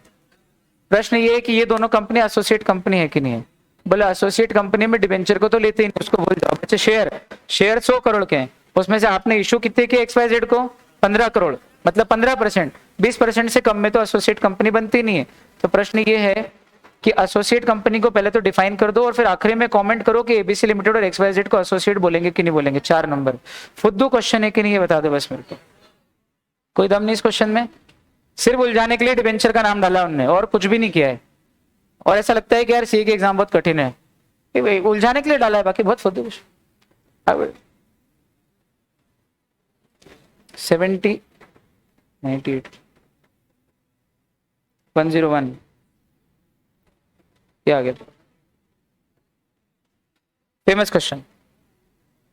एस और आर के बीच में कॉन्ट्रैक्ट हुआ। मिस्टर एस ने बोला कि मैं आपको पेपर कप बना के मैन्युफैक्चर करने की जो मशीन है पेपर कप बनाने वाली वो दूंगा और रिसीव करूंगा पेमेंट डिलीवरी पे। पेपर कप बनाने वाली मशीन आपको दूंगा, डिलीवरी करूंगा, पेमेंट रिसीव करूंगा। On the delivery date Mr R did not pay the agreed price. मैंने तो मशीन डिलीवरी की पेपर कप बनाने वाली, लेकिन मिस्टर आर ने पेमेंट नहीं दिया। क्या Mr S is bound to fulfil his promise at the time of delivery? अच्छा, मैं डिलीवरी देने के तैयार हूं पर वो पेमेंट देने को तैयार नहीं, सॉरी। तो प्रश्न ये कि अब मुझे भी डिलीवरी देना पड़ेगी क्या? तो रूल ये है कि जब सामने वाला करा ब्रीच ऑफ कॉन्ट्रैक्ट तो इधर वाली पार्टी भी हो जाती है कॉन्ट्रैक्ट से डिस्चार्ज ऑफ कॉन्ट्रैक्ट लगाओगे आप। आया? बहुत बढ़िया। देखो जरा आंसर क्या दिया है, सी है ना? ओ एक मिनट, हाँ सॉरी, एक मिनट वापस देखने देना question. S and Mr R contract payment on delivery है, हाँ। On the delivery date Mr R didn't pay the agreed price. इन्होंने क्या आंसर दिया? चलो इनका देख लेते हैं। हाँ, रेसिप्रोकल प्रोमिसेस में जब दोनों को साथ में परफॉर्म करना है और एक पार्टी रिफ्यूज करे तो दूसरी पार्टी भी उससे क्या हो जाती है? डिस्चार्ज, उसको परफॉर्म करने की जरूरत नहीं रहती। कब तक? जब तक कि सामने वाली पार्टी अपना, क्योंकि ये कौन सा वाला है प्रॉमिस? जल्दी बोलो। म्यूचुअल एंड रेसिप्रोकल प्रॉमिस कितने तरीके होते हैं जल्दी बताओ? Mutual and independent, conditional and dependent और म्यूचुअल एंड कॉन्करेंट। ये वाला कौन सा था? Mutual and concurrent. इस साथ डिलीवरी दूंगा, इस साथ पेमेंट लूंगा। तो अगर आप पेमेंट के लिए रेडी नहीं हो तो फिर मैं डिलीवरी भी नहीं दूंगा। बोलो आया? 51 लगाया है, ठीक। 103 क्यों? एक कोई ऐसा क्वेश्चन है जो वापस डिस्कस करना है? नहीं आया हो तो बोल देना। आ गया ना पूरा ईमानदारी से? PQRS 4 पार्टनर हैं, वॉशिंग मशीन बेचते हैं, पार्टनर्स के बीच में झगड़ा हो गया और एक पार्टनर ने जो है P और Q ने डिसाइड किया कि हम फर्म छोड़ के जा रहे हैं और उन्होंने जाके कॉम्पिटिटिव बिजनेस नाम से एक फर्म खोल ली, मेसर्स PQ एंड कंपनी। कितने पार्टनर थे पहले जल्दी बोलो? और उस समय फर्म का नाम क्या था? PQRS। झगड़ा हो गया तो कौन अलग हो गए? PQ अलग क्यों हुआ? झगड़ा हो गया तो उन्होंने कौन सी फर्म खोली? PQ एंड कंपनी नाम से। R और S तो उसी नाम से अपनी फर्म चला रहे हैं, वही पुराने नाम से PQRS, जिसमें P और Q का शेयर अभी भी है। P और Q को उनका शेयर अभी तक दिया। Section 36 37 rights of outgoing partner, 37 लग रहा है बराबर। अगर मेरा शेयर अभी भी फॉर्म में पड़ा है तो जितना प्रॉफिट कमाओगे उसका हिस्सा ले सकता हूं, या interest at the rate of 6% ले सकता हूं, विच एवर इज हायर। बहुत बढ़िया। 36 लग रहा है ना ये में, इसका जो फर्स्ट पॉइंट है, क्या वो कॉम्पिटिटिव बिजनेस कर सकते हैं? बोले कर पूरा लिख देना 36, और नीचे वाले में उनका जो शेयर है उसको लेके क्या रेट है? बोले या तो interest at the rate of 6% या share of profit attributable to his share in the firm, यानी कि कैपिटल रेशो। सीधे सीधे बोलो हाँ। टेबल था हमारा LHS RHS, ऐसे पढ़ाया था अपन LHS RHS, याद ही नहीं आपको कुछ। चलो, मिस्टर आर के पास एक टू व्हीलर थी, मिस आर के पास, सॉरी ध्यान से देखने वाला, मिस आर के पास एक टू व्हीलर थी जो उन्होंने मिस के को दे दी अपने दोस्त को सेल और रिटर्न बेसिस पे। एक हफ्ता हो गया, मिस्टर के ने ना ही रिटर्न की ना ही उसका पेमेंट किया। इनफैक्ट उसने वो प्लेज कर दी मिस्टर ए के पास और एक लोन ले लिया। अब बोलो क्या हुआ? Deem to be accepted by Mrs K, बोलो हाँ। Miss R now wants to claim the two wheeler from Mr A, will she succeed? नहीं। क्यों? अब इसमें दो प्रोविजन लग रहे हैं। सेल ऑन रिटर्न बेसिस में एक्सेप्टेंस कब मान लिया जाता है वो भी लिखना पड़ेगा, और Nemo date quad non habet के एक्सेप्शन भी लिखने पड़ेंगे। आया? और नेमो डेट क्वाड नॉन हैबिट में लगेगा sale by a person in position, sale by a buyer in position before sale, section 30। Sale by a seller after sale, या फिर sale by a buyer before sale. Buyer के पास अगर seller की consent से पोजीशन आ जाए, position था, वो बायर बना कि नहीं बना? अभी नहीं बना था, लेकिन सेलर की कंसेंट से पोजीशन था, और वो अगर किसी और को बेच दे तो वो वैलिड सेल मानी जाती है। अंत में प्रश्न ये है कि मिस्टर ए का जो टाइटल है वो वैलिड है कि नहीं है? ये तो वैलिड है, तो फिर अब दो क्वेश्चन का जवाब दो। सेल ऑफ गुड्स एक्ट के हिसाब से बताओ कि आर को क्या रिकोर्स अवेलेबल है? रिकोर्स समझते हो? रेमेडी। वर्ड का मीनिंग नहीं मालूम होता है तो गड़बड़ होती है। रिकोर्स मीन्स क्या उपाय है भाई? कहां शरण लेगा वो? रिकोर्स यानी शरण। क्या शरण है? क्या उपाय है? बताओ क्या उपाय है? मिसेस आर को वो सिर्फ प्राइस वसूल कर सकती है, किससे? मिसेस के से, लेकिन वो मिस्टर ए से अपने गुड्स वापस नहीं ले सकती। दूसरा, would your answer be different अगर एक्सप्रेसली लिखा होता कि भाई मिस्टर आर की प्रॉपर्टी होगी जब तक प्राइस पे नहीं करोगे, तो फिर हमारा आंसर बदल जाता। अगर आपने पहले ही लिख दिया होता कि भाई जब तक पेमेंट नहीं आएगा तब तक प्रॉपर्टी मिस आर की ही होगी, तो फिर उस केस में प्रॉपर्टी आर की होती। और अगर आर की ही प्रॉपर्टी एक्सप्रेसली अग्री कर लो, सब है नोट्स में, सब है, सारे पॉइंट है, तो फिर क्या होगा बोलो? प्रॉपर्टी मिस्टर ए को ट्रांसफर नहीं होगी, क्योंकि एक्सप्रेसली लिख रखा है तो नहीं होगी। वो सारे रूल अनलेस अदरवाइज अग्रीड है, और अगर एक्सप्रेसली कुछ लिखा हो तो पहले वो लगेगा। क्लियर? आया ना? जल्दी बोलो। 123 सही जा रहे हैं बिल्कुल, एकदम आधा हो गया है, आधा और बाकी, फटाफट 8:30 तक हो जाएगा, आधे से ज्यादा हो गया। अच्छा जल्दी से मेरी बात सुनो। अगर आप किसी व्यक्ति से बोलते हो कि यार तू सरकारी नौकरी में काम करता है, 58 साल का, 1-2 साल में रिटायर होने ही वाला है, 2 साल में, तो मैं बोलता हूं कि एक काम कर, 10 लाख रुपए ले और अभी अपने पोस्ट से रिटायर हो जा ताकि मेरे लिए जगह बन जाएगी, तो मैं आ जाऊंगा इस सरकारी नौकरी में। Sale of public offices opposed to public policy, section 23, agreements were void ab initio, अगर उनका लॉफुल ऑब्जेक्ट और लॉफुल कंसिडरेशन ना हो, अनलॉफुल ऑब्जेक्ट कंसिडरेशन हो। अनलॉफुल ऑब्जेक्ट कंसिडरेशन में एक था opposed to public policy, opposed to public policy के 12, 13, 14 पॉइंट में से एक पॉइंट था सेल ऑफ पब्लिक ऑफिसेस। आप सरकारी पदों को बेच नहीं सकते। ऐसा क्वेश्चन आ जाए एग्जाम में तो कर दोगे आप? बोलो हाँ। एबीसी लिमिटेड 245 मेंबर्स, ये तो क्लास में पढ़ाया था मैंने यार, इस तरीके से सेम टू सेम पढ़ा रखा था आपको। 245 मेंबर है, 190 normal member director relative, 15 employee, 20 x employee, 20 others हैं। बोलो भाई कितने हो रहे हैं टोटल? 190 और 20, 210। लेकिन ये 10 तो जॉइंट होल्डर है तो इनको एक गिनेंगे, तो 190 और 10 कितने हो गए? 200। 200 की तो लिमिट ही है। कंपनी कौन सी है? पब्लिक कंपनी है, इसमें 245 है, पर ये प्राइवेट में कन्वर्ट होना चाहती है, तो क्या प्राइवेट में कन्वर्ट होने के लिए इसको मेंबरशिप रिड्यूस करना पड़ेगी? पहले पैटर्न देख लो शेयर होल्डिंग का। बोले जरूरत ही नहीं पड़ेगी, क्योंकि टोटल 200 हो रहे, 200 में कन्वर्ट हो जाएगी। 200 से ज्यादा होते तो रिड्यूस करनी पड़ती। बोलो हाँ, कर लोगे? चल, प्रोविजन डालना पूरा, समझाना पहले, उसके बाद इसमें आना इन द इंस्टेंट केस, बाद में आना। 129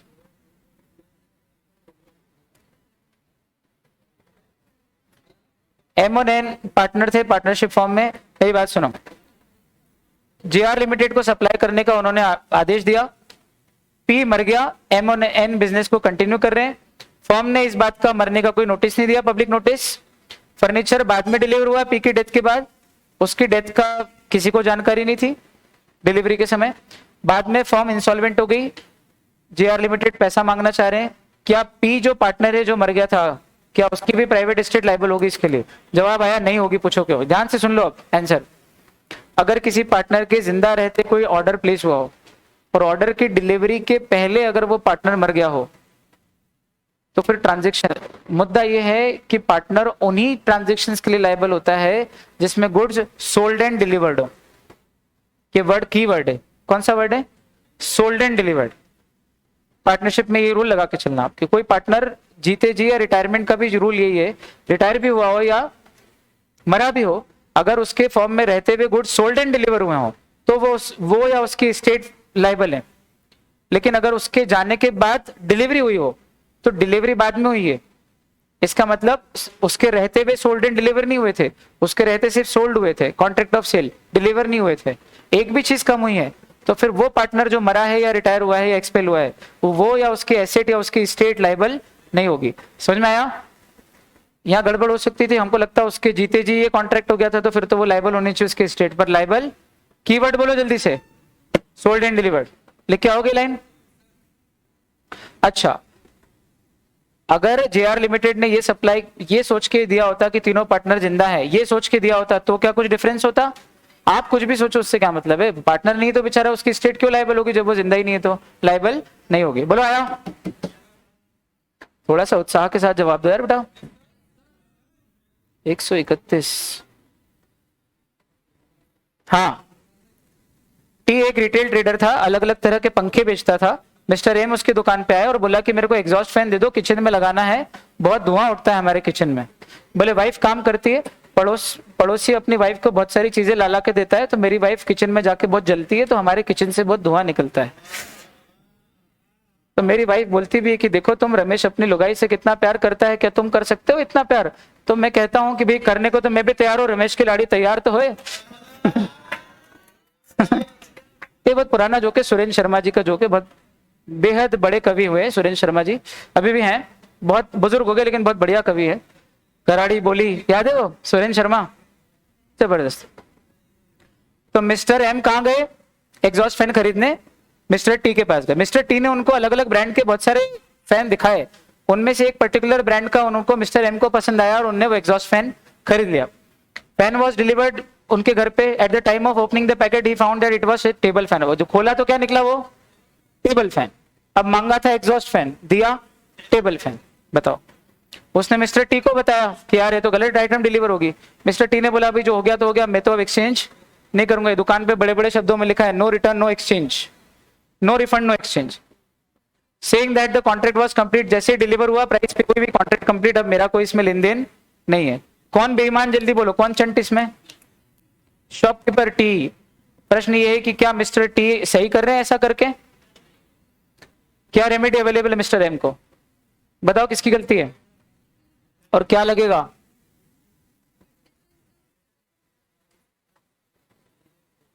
इनने क्या आंसर लगाया? जब गुड सैंपल और डिस्क्रिप्शन से बेचे जाते हैं तो दोनों को कॉरेस्पॉन्ड करने चाहिए। एक तो मैंने बोल दिया कि मेरे को एग्जॉस्ट चाहिए, दूसरा आपने दिखा के बेचे थे, दिखा के बेचे थे, उसमें से मैंने पसंद किया, तो फिर आपको डब्बा वो वाला पैक करके भेजना चाहिए था ना घर पे जो दिखाया था। तो ना ये सैंपल के हिसाब से ना डिस्क्रिप्शन के हिसाब से है। समझ में आया क्या लग रहा है? Sample as well as description. Further एक चीज और बोल सकते हो आप कि भाई मैंने अपना पर्पस भी बता दिया था कि मेरे को एग्जॉस्ट के लिए चाहिए, और फिर मैंने आपके जजमेंट पर रिलाई किया कि आप भेजोगे तो एग्जॉस्ट ही भेजोगे, आपने तो टेबल फैन भेज दिया। तो फिर यहाँ पर गलती किसकी है? ये मेरे पर्पस के लिए फिट ही नहीं है। बोला आप तो किचन में ले जाना इस फैन को, जहां पे धुआं आ रहा हो ये हवा से दूर कर देगा उसको। अरे भाई हमको एग्जॉस्ट चाहिए तो एग्जॉस्ट ही चाहिए ना। हाँ यार, चलो कौन हारेगा इसमें? T can not refuse to exchange the fan, exchange करना पड़ेगा। 133। एक्सके, ये बहुत प्यारा क्वेश्चन है। एक्सके इंफ्रास्ट्रक्चर लिमिटेड की पेड अप शेयर कैपिटल है 6 lakh equity share of ₹100 each. 2 lakh equity shares ले रखे सेंट्रल गवर्नमेंट ने और 1,20,000 इक्विटी शेयर ले रखे गवर्नमेंट ऑफ महाराष्ट्र ने। बोलो भाई 6 लाख में से सीजी और महाराष्ट्र की टोटल मिला के कितनी हो गई? 320। 6 लाख का 51% करो, 6 लाख का 50% नहीं 51% करो, कितना हो रहा है? 320, 31,20,000 हो रहा है, 31,20 हो रहा है, और इनके पास तो 320 है, मतलब 3,12,000 हो रहा है शायद। 50% से ज्यादा नहीं लेते गवर्नमेंट कंपनी के केस में, 51% लेते, वही तो कह रहा हूं। 306 मैं बोल रहा हूं, वो गिन के बताओ कितना हो रहा है, ये तो पूछ रहा हूं कितना हो रहा है? 51, 306, और ये कितना है? 320। हाँ अब सही है, तो गवर्नमेंट कंपनी हुई कि नहीं हुई भाई? कम से कम लॉजिक तो सही बैठा है, आपको कैलकुलेशन दिखाना है वहां पे। एक्सप्लेन विथ रेफरेंस की फलाना ढिमका एक्स के इंफ्रास्ट्रक्चर को गवर्नमेंट कंपनी ट्रीट कर सकते है कि नहीं, और थोड़ा सा उसके बारे में और भी कुछ लिख के आना है अबीर बदमाश सब चंट हो गए हो तो है। 135 पे 47 सीधे जंप 147 होने वाला। ये वाला क्वेश्चन देखो एग्जाम में आया हुआ है, ये बताओ कि अग्रीमेंट वैलिड है कि वॉइड है? चलो जवाब देना। एक क्लॉज दिया हुआ है कॉन्ट्रैक्ट में जिसमें लिखा है कि अगर कोई ब्रीच हुआ तो कोई भी पार्टी दूसरी पार्टी के ऊपर एक्शन ब्रॉट नहीं करेगी। ले बताओ, आपको एक्शन के भी मैंने सिनोनिम दे रखे हैं, और ब्रिंग अ सूट के ब्रिंग ब्रॉट ये भी मालूम है, यानी कि basically you will not file a suit. Meaning समझ में आया? तो प्रश्न ये है कि ये तो agreement in restraint of legal proceeding है, कैसा है? वॉइड है। आप किसी को अग्रीमेंट, किसी को केस करने से रोक कैसे सकते हो? Opposed to public policy, agreement in restraint of trade. अच्छा, एक केस में दो कोर्ट्स को अधिकार है कि या तो बंगाल कोलकाता कोर्ट में जाएगा या बंबई कोर्ट में जाएगा। पार्टीज ने अग्री कर लिया कि भाई अपन तो जो है एक इनमें से किसी एक पर्टिकुलर कोर्ट में ही करेंगे, दूसरे में नहीं करेंगे। तो क्या ये वैलिड अग्रीमेंट है? ये agreement in restraint of legal proceedings का एक्सेप्शन है, ये वैलिड है। क्योंकि अगर आप कोई पर्टिकुलर कोर्ट का जुरिडिक्शन तय कर लेते हो कि केस यही होगा तो वो वैलिड है, उसमें कोई प्रॉब्लम, क्योंकि केस करने से थोड़ी रोक रहे हो, सिर्फ जुरिडिक्शन तय कर रहे हो कि ये वाले कोर्ट में जाएंगे। ये भी पढ़ रखा है। आज के दिन में दूसरी बार मारुति कार आई है। एक्स ने ऑफर की मारुति कार वाई को, ये बोल के वाई सोचता है कि ये X has only one Wagon R but agrees to buy it. क्या होगा इसका आंसर? क्या होगा? वैलिड है कि वॉइड है?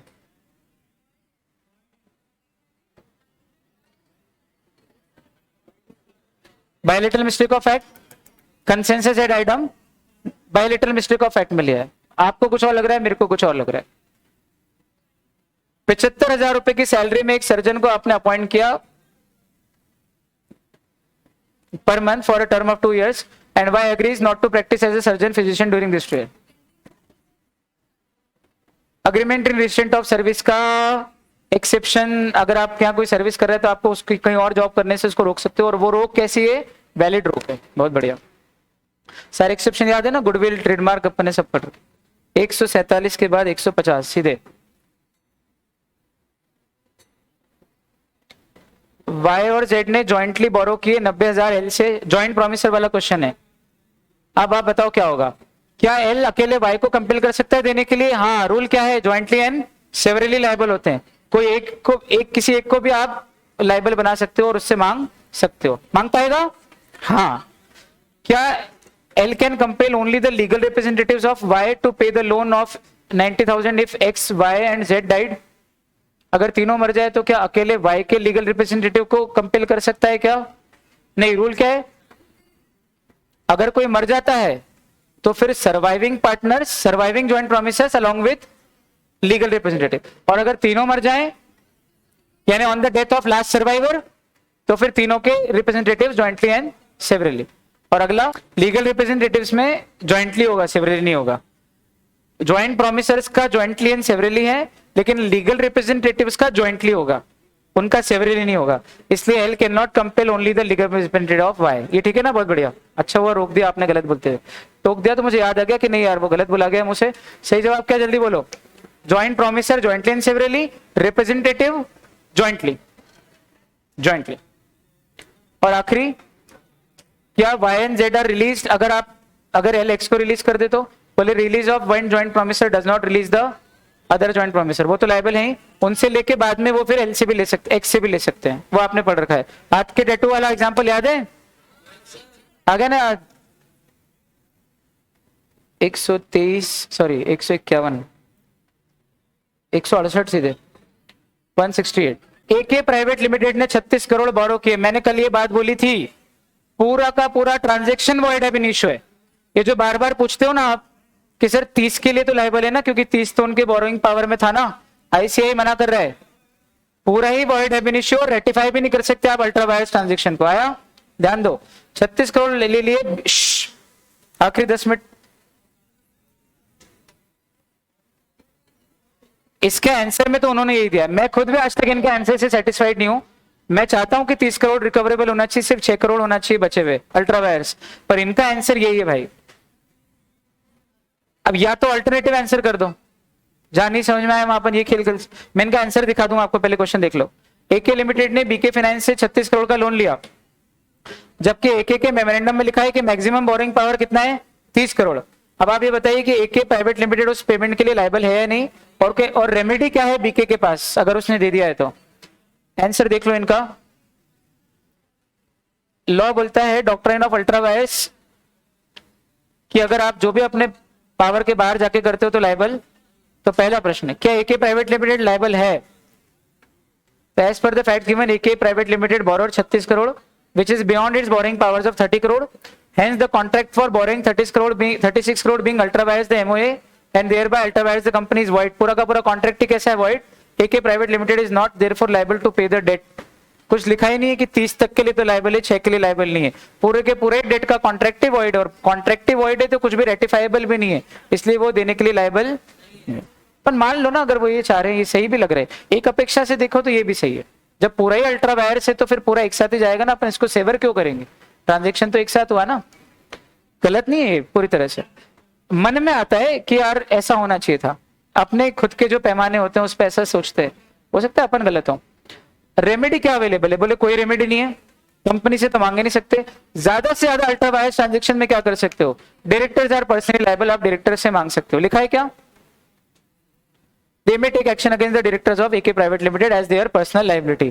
और अगर ट्रांजेक्शन सिर्फ ऑन पेपर हुआ था और अभी लोन का डिसबर्सल नहीं हुआ है, 36 करोड़ देने वाले हो, कॉन्ट्रैक्ट हुआ है लेकिन अभी दिए नहीं है, तो इंजंक्शन लगवा सकते हो, होने के पहले रुकवा सकते हो इसको। एक रेमेडी ये भी इंजंक्शन, बोलो हाँ। पर अगर दे दिया हो तो कोई रेमेडी, कंपनी के खिलाफ तो कोई रेमेडी नहीं, डायरेक्टर से आप पर्सनली वसूल कर सकते हो। सब लिख के आओगे पूरा बराबर? 171। वैलिडिटी बताओ। एक 16 साल का एक व्यक्ति है, लोन लेता है 50,000 के पर्सनल पर्पस के लिए, बाद में मेजर हो जाता है, वो पैसा नहीं दे पाता है, लेंडर उसके खिलाफ सूट फाइल करना चाहता है, वसूल करना चाहता है, ले सकता है क्या? नेसेसरीज ऑफ लाइफ लिखा नहीं है, तो पहली बात तो प्रॉपर्टी से भी रिइंबर्स नहीं कर सकता। और agreement with minor void ab initio, Mohori Bibee versus Dharmodas Ghose. क्या दिया इन्होंने आंसर? वैलिड है, वॉइड है? वॉइड। जे ने कॉन्ट्रैक्ट किया एक कार्गो का जो फॉरेन पोर्ट पे है, जे की गवर्नमेंट के साथ हमारे देश की कंट्री का झगड़ा हो गया, जहां पे वो फॉरेन पोर्ट सिचुएटेड है उस कंट्री के साथ। अब आपको बताना है कि कॉन्ट्रैक्ट फुलफिल नहीं हुआ है, तो के जे के खिलाफ ब्रीच ऑफ कॉन्ट्रैक्ट की सूट फाइल करना चाहता है कि तूने माल नहीं भेजा। Subsequent impossibility, declaration of war, इसलिए आप इस कॉन्ट्रैक्ट को एनफोर्स नहीं करा सकते, सूट वैलिड नहीं होगी, वॉइड कॉन्ट्रैक्ट। फाइनल जवाब क्या है? वैलिडिटी एग्जामिन करनी है, तो वो तो लिख दोगे आपकी ऐसा ऐसा होता है तो ये हो जाता है। अंत में final ruling, this is a void contract. Void को कैपिटल में लिख के आना, दिस इज अ VOID, ऐसे उभार के लिख के आना final answers. This is a, सब कुछ नॉर्मल लिखना और VOID कैपिटल लिख देना, वॉइड कॉन्ट्रैक्ट। नजर आ जाएगा आपको, नंबर मिल जाएंगे, और एक अंडरलाइन मार देना फ्री हैंड। बोलो हाँ। प्रेजेंटेशन टिप्स के बच्चों, चलो 175 बदमाश।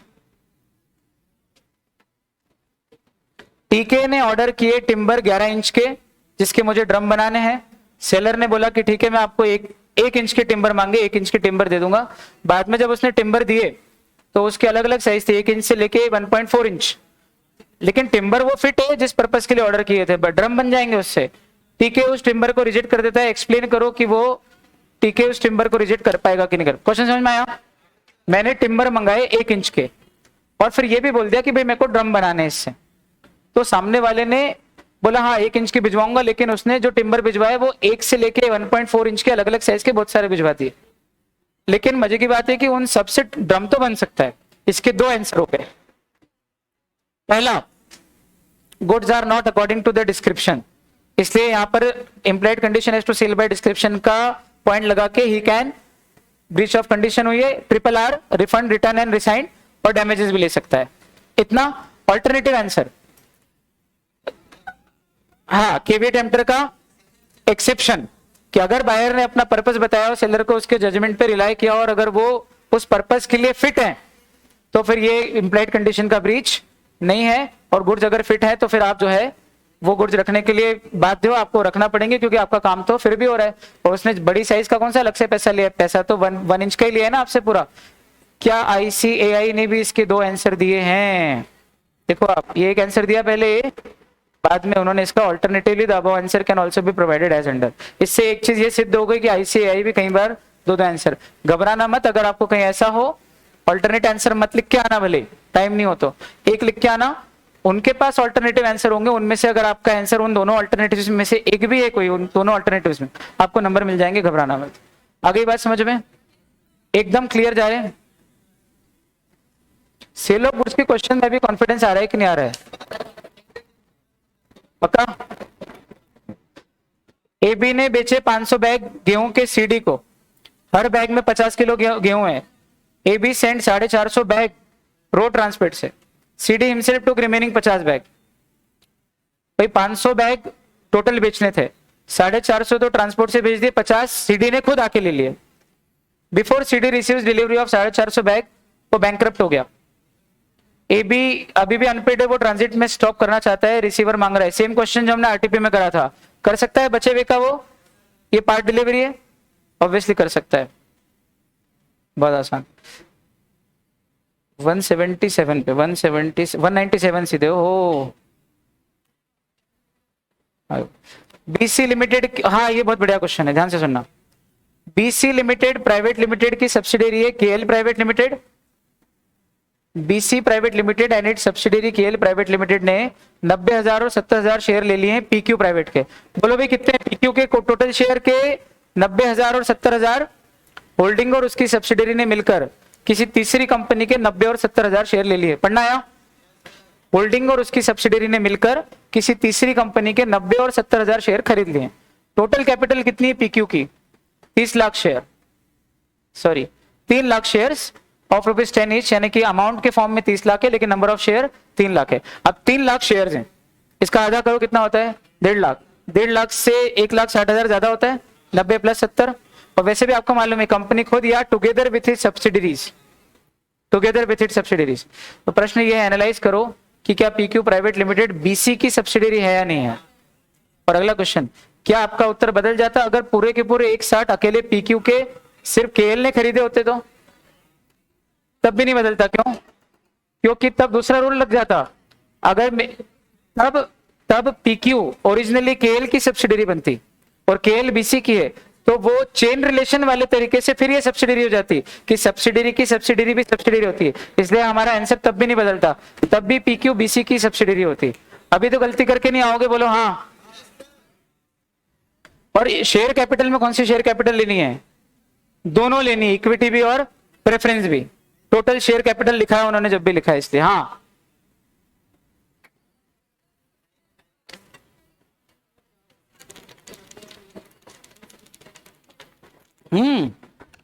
मैंने क्या कहा था? शेर शिकार करे तो भी उसका शिकार, और अपने बच्चों के साथ मिलकर शिकार करे तो भी वो उसका ही शिकार। याद रखना ये बात, बोलो हाँ, है ना? किसने? तो वो शेयर नहीं लेने के कारण डायरेक्ट सब्सिडरी नहीं बनी BC की, वो चेन वाला जो दूसरा रूल था, पैरेलल लाइंस की थ्योरम, कि सब्सिडरी की सब्सिडरी भी सब्सिडरी होती है, वो वाले पॉइंट के कारण अब सब्सिडरी बन रही है BC की। दोनों में सब्सिडरी तो है BC की, लेकिन रीजन अलग अलग है। अब आया, रीजन अलग अलग है।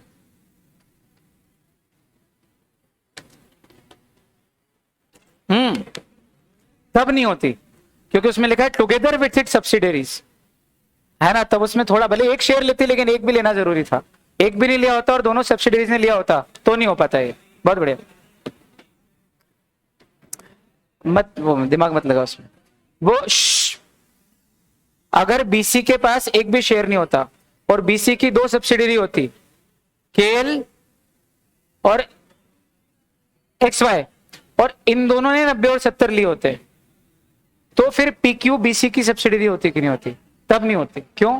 क्योंकि वो वाला रूल जो है वो टुगेदर विथ इट सब्सिडरीज है, और टुगेदर में सब्सिडरी के साथ साथ इसके पास भी होना चाहिए। तब अगर ये एक शेयर भी ले ले और इन दोनों के पास 90-70 है, अब ये हो गई मेजोरिटी, फिर एक भी ले ले अगर पीक्यू, तो वो बीसी, तो पीक्यू जो है बीसी की सब्सिडी। अब समझ में आ गया बोलना क्या चाह रहे हैं?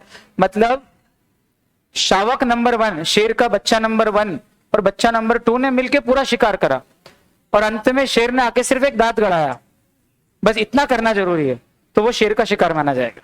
सीना एक क्लासिकल डांसर थी, ये तो हमने अभी डिस्कस कर लिया। ये हमने वहां पे मार्क नहीं था तो मार्क करके डिस्कस कर लिया, तो यहाँ पे डिस्कस करने की जरूरत नहीं है। वो जो डिस्क जॉकी था, कम ऑन इन एवरीबॉडी, याद आ रहा है? वो डीजे वाला ही है, डीजे वाले बाबू। जब आपने मेरे को डसने का बोला था ना उद्धव, डीजे वाले बाबू, देखो सी कितना बिजी है। 200 205 पे 3 ही है। ट्रेविस हेड भावनाओं में मत भेजा, मैं समझ गया आप मत हंसोइए। दूसरी बात, शीतल विद्या मंदिर वाला हमारा हो चुका है ना, एक इस क्लास में भी डिस्कस किया था अपन ने। अर्पिते, ओ अर्पिते, ये क्लास में अपन ने बात की थी ना शीतल विद्या मंदिर वाले की, हो गया ना ये चलो आवा में क्या लिखा है जल्दी बताओ। आवा आरना लिमिटेड के ओए में लिखा है कि डायरेक्टर्स मैनेजिंग एजेंट बोरो कर सकते हैं। 18 लाख बोरो कर लिया अनिका ने, क्विक फाइनेंस से, लेकिन रेजोल्यूशन तो पास हुआ ही नहीं था। बताओ जल्दी से कौन सा डॉक्ट्राइन लगाया? उनका कहना है कि भाई हमको क्या मालूम कि आपके यहाँ रेजोल्यूशन पास हुआ कि नहीं हुआ, एओए में लिखा है बोरो कर सकते, तो हमने दे दिया। तो क्या क्विक फाइनेंस लिमिटेड पैसा वापस ले पाएंगे, वसूल कर पाएंगे? हाँ, क्योंकि ये अल्ट्रा वायरस नहीं है, इंडोर मैनेजमेंट लग रहा है। बोलो हाँ। 197 भी हो गया, तो 1 2 3 4 5, बस 5, 203 203।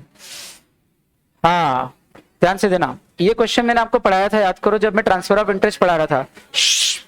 Latest question. एबीसी एक फर्म है 1990 से, मेरी भी बात से। मिस्टर ए, बी और सी जो है वो पार्टनर थे। मिस्टर ए बहुत सीनियर पार्टनर थे, 78 साल के हो गए। वो जाने लगे तो अपना शेयर किसके नाम पे ट्रांसफर कर दिया? अपने बेटे प्रतीक के नाम पे, जो कि एक चार्टर्ड अकाउंटेंट। इंटरेस्ट ट्रांसफर किया है या पूरी की पूरी पार्टनरशिप उसको दे दी है? शेयर यानी वो इंटरेस्ट ट्रांसफर किया। Mr B and Mr C were not interested कि मिस्टर प्रतीक फर्म को एज ए पार्टनर ज्वाइन करे, इसलिए उन्होंने पार्टनर तो नहीं बनने दिया, लेकिन ट्रांसफर ऑफ इंटरेस्ट कर लो। तो पार्टनर कौन है? पार्टनर मिस्टर ए ही है, और मिस्टर ए का जो शेयर है वो किसको मिलता है? पूरा उनके बेटे प्रतीक को। ABC after some time mister Prateek को लगा कि बुक्स ऑफ अकाउंट्स के अंदर जो अमाउंट है वो बहुत छोटा सा ही दिखाते हैं, जबकि टर्नओवर तो ह्यूज है, और प्रॉफिट का अमाउंट जरा सा ही दिखाते, कुछ झोल हो रहा है। तो वो बुक्स ऑफ अकाउंट्स को इंस्पेक्ट करना चाहते हैं।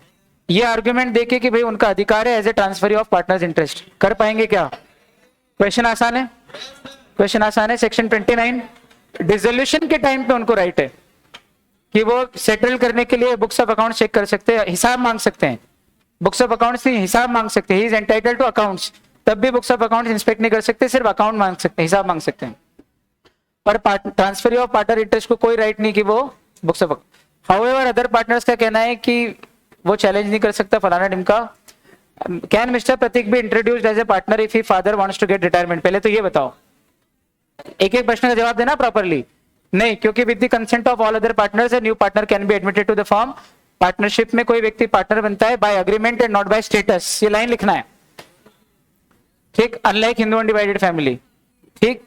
उसके बाद उनका जो ये इशू आया है, इस इशू को रिजॉल्व करके बताओ क्या होगा। पहले वो बुक्स ऑफ अकाउंट का इंस्पेक्ट, तो आपको पूरे ट्रांसफर के राइट्स बताने हैं कि क्या क्या उसके राइट्स हैं। तो बोले कोई राइट नहीं, सिर्फ अग्रीड शेयर ऑफ प्रॉफिट मिलेगा, वो भी चुपचाप ले लेना है, उसमें भी आप कोई क्वेश्चन रेज नहीं कर सकते। बाउंड टू टेक या accept the amount of profit given. 203, 206। Mr R एक इंडियन सिटीजन है, वो इंडिया में पिछले 1 साल में 130 दिन रह के गए हैं। वो मिस्टर एस को अपॉइंट करते हैं जो कि एक फॉरेन सिटीजन है, उनको नॉमिनी, जो कि इंडिया में 125 दिन रहे हैं पिछले साल। मिस्टर आर एक ओपीसी बनाने के लिए एलिजिबल है या नहीं? मिस्टर आर तो ओपीसी बनाने के लिए एलिजिबल है। If yes can he give the name of Mr S in MOA as is nominee? ये नहीं हो सकता, क्योंकि दोनों ही ओपीसी का ओपी और नॉमिनी दोनों का रेसिडेंट ऑफ इंडिया और सिटीजन ऑफ इंडिया होना जरूरी। वे रेसिडेंट ऑफ इंडिया मतलब 120 दिन, तो 120 दिन वाली कंडीशन तो दोनों फुलफिल कर रहे हैं, लेकिन सिटीजन ऑफ इंडिया एक ही है, तो ओपीसी तो बन जाएगी, लेकिन नॉमिनी जो आप बना रहे हो वो इंडिया का सिटीजन नहीं, इसलिए वो नॉमिनी नहीं बन पाएगा। पूरा प्रोविजन याद है आपको इसका? अपने आंसर को रिलेवेंट प्रोविजन से जस्टिफाई करो। आप रिलेवेंट प्रोविजन डाल देना एग्जाम में आंसर में। चलो बढ़िया हो गया।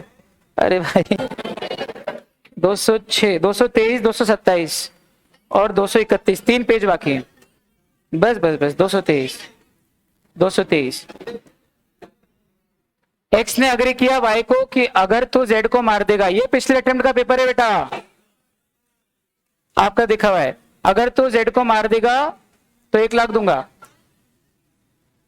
एक्स ने 1 लाख रुपए बोरो भी कर लिया कि भाई मेरे को देना पड़ेगा वाई को, वाई मार देगा तो इस लोन को चुका, इसको देने के लिए वाई मार भी देता है जेड को, लेकिन बाद में एक्स रिफ्यूज कर देता है। प्रश्न ये है कि ये बताइए कि ये जो contract between X and Y है मारने का, इसकी वैलिडिटी बताइए, वैलिड है कि नहीं है? इलीगल एग्रीमेंट और अनलॉफुल ऑब्जेक्ट एंड कंसिडरेशन, जब आप किसी को, किसी व्यक्ति या उसकी प्रॉपर्टी को इंजोर करने के उद्देश्य से करते हो। दूसरा, agreement collateral to illegal transactions are if inseverable they are also illegal, tainted with illegality। ये भी कैसा है? void मत लिखना, अब इलीगल का कोलेटरल भी इलीगल होता है। बोलो हाँ। यार अब आखिरी के 5 मिनट तो शांत हो जाओ बेटा प्लीज, सुनो ना। क्या ये वही क्वेश्चन है, बिलिंग काउंटर पे ड्यू डेट के पहले जाता है और बोलता है कि मैं पैसे दे रहा हूं, उसने कहा अभी अकाउंटेंट और कैशियर बाहर गए, मेरे को पैसे दे दो, बाद में वो पैसे खा जाता है, कंपनी बोलती है हमको तो पैसा मिला ही नहीं, तो उसका कहना है कि भाई मैं क्या करूं अगर आपको नहीं दिया तो? बोलो डॉक्ट्राइन कौन सा लग रहा है? इंडोर मैनेजमेंट लग रहा है क्या इसमें? देख लो 227।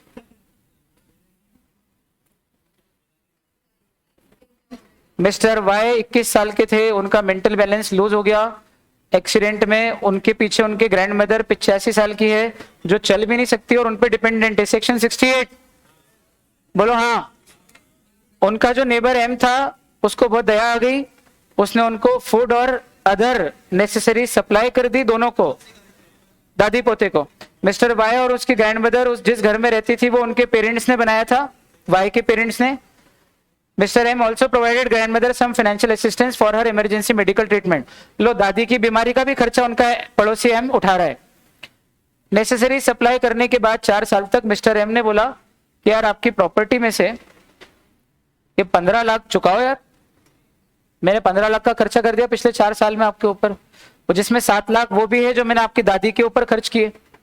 तो उसका कहना है कि भाई मेरे पे खर्च किए तो समझ में आता है नेसेसरीज ऑफ लाइफ सप्लाई की किसी इंसेन को, पर वो तो मेरी दादी और वो इंसेन नहीं है। तो 68 बोलता है अगर कोई पर्सन जो incapable of entering into contract हो एंड अदर पर्संस जिनको वो सपोर्ट करने के लिए bound, whom he is bound to support, उनको कोई व्यक्ति अगर दोनों को नेसेसरीज ऑफ लाइफ सप्लाई, इसको उसको या दोनों को, तो वो इनकेपेबल व्यक्ति की प्रॉपर्टी में से क्या कर सकता है? रिइंबर्स कर सकता है। मिस्टर एम जो दयावान आदमी है, क्या वो ये पैसा रिकवर कर पाएंगे? सेक्शन 68 क्वासी कॉन्ट्रैक्ट लिख के आ जाओगे। मिस्टर एम सक्सीड होंगे, हाँ। पूरा प्रोविजन इलेबोरेट करना, भाई इलेबोरेट लिखा है तो इलेबोरेट करके बताना, ध्यान से पढ़ना क्वेश्चन में क्या लिखा है, इलेबोरेट तो इलेबोरेट पढ़ना। कितना मैक्सिमम अमाउंट रिकवर कर पाएंगे? बोले पूरा 15 लाख, सब कुछ। Shall the provisions of the above act also apply to the medical treatment of the grandmother? Yes, क्योंकि मेडिकल ट्रीटमेंट नेसेसरी में आती है और necessaries includes goods as well as services. ये सब लिखना है। अकेले नेसेसरीज पे हमने लेक्चर लिए हैं यार, 3-3, 2-2, 3-3। इतना नहीं कि बस नेसेसरीज ऑफ लाइफ होना चाहिए, पूरा डिस्क्रिप्शन है, जितना मॉड्यूल मैंने उससे डबल ट्रिपल। बोलो हाँ। Last last last question.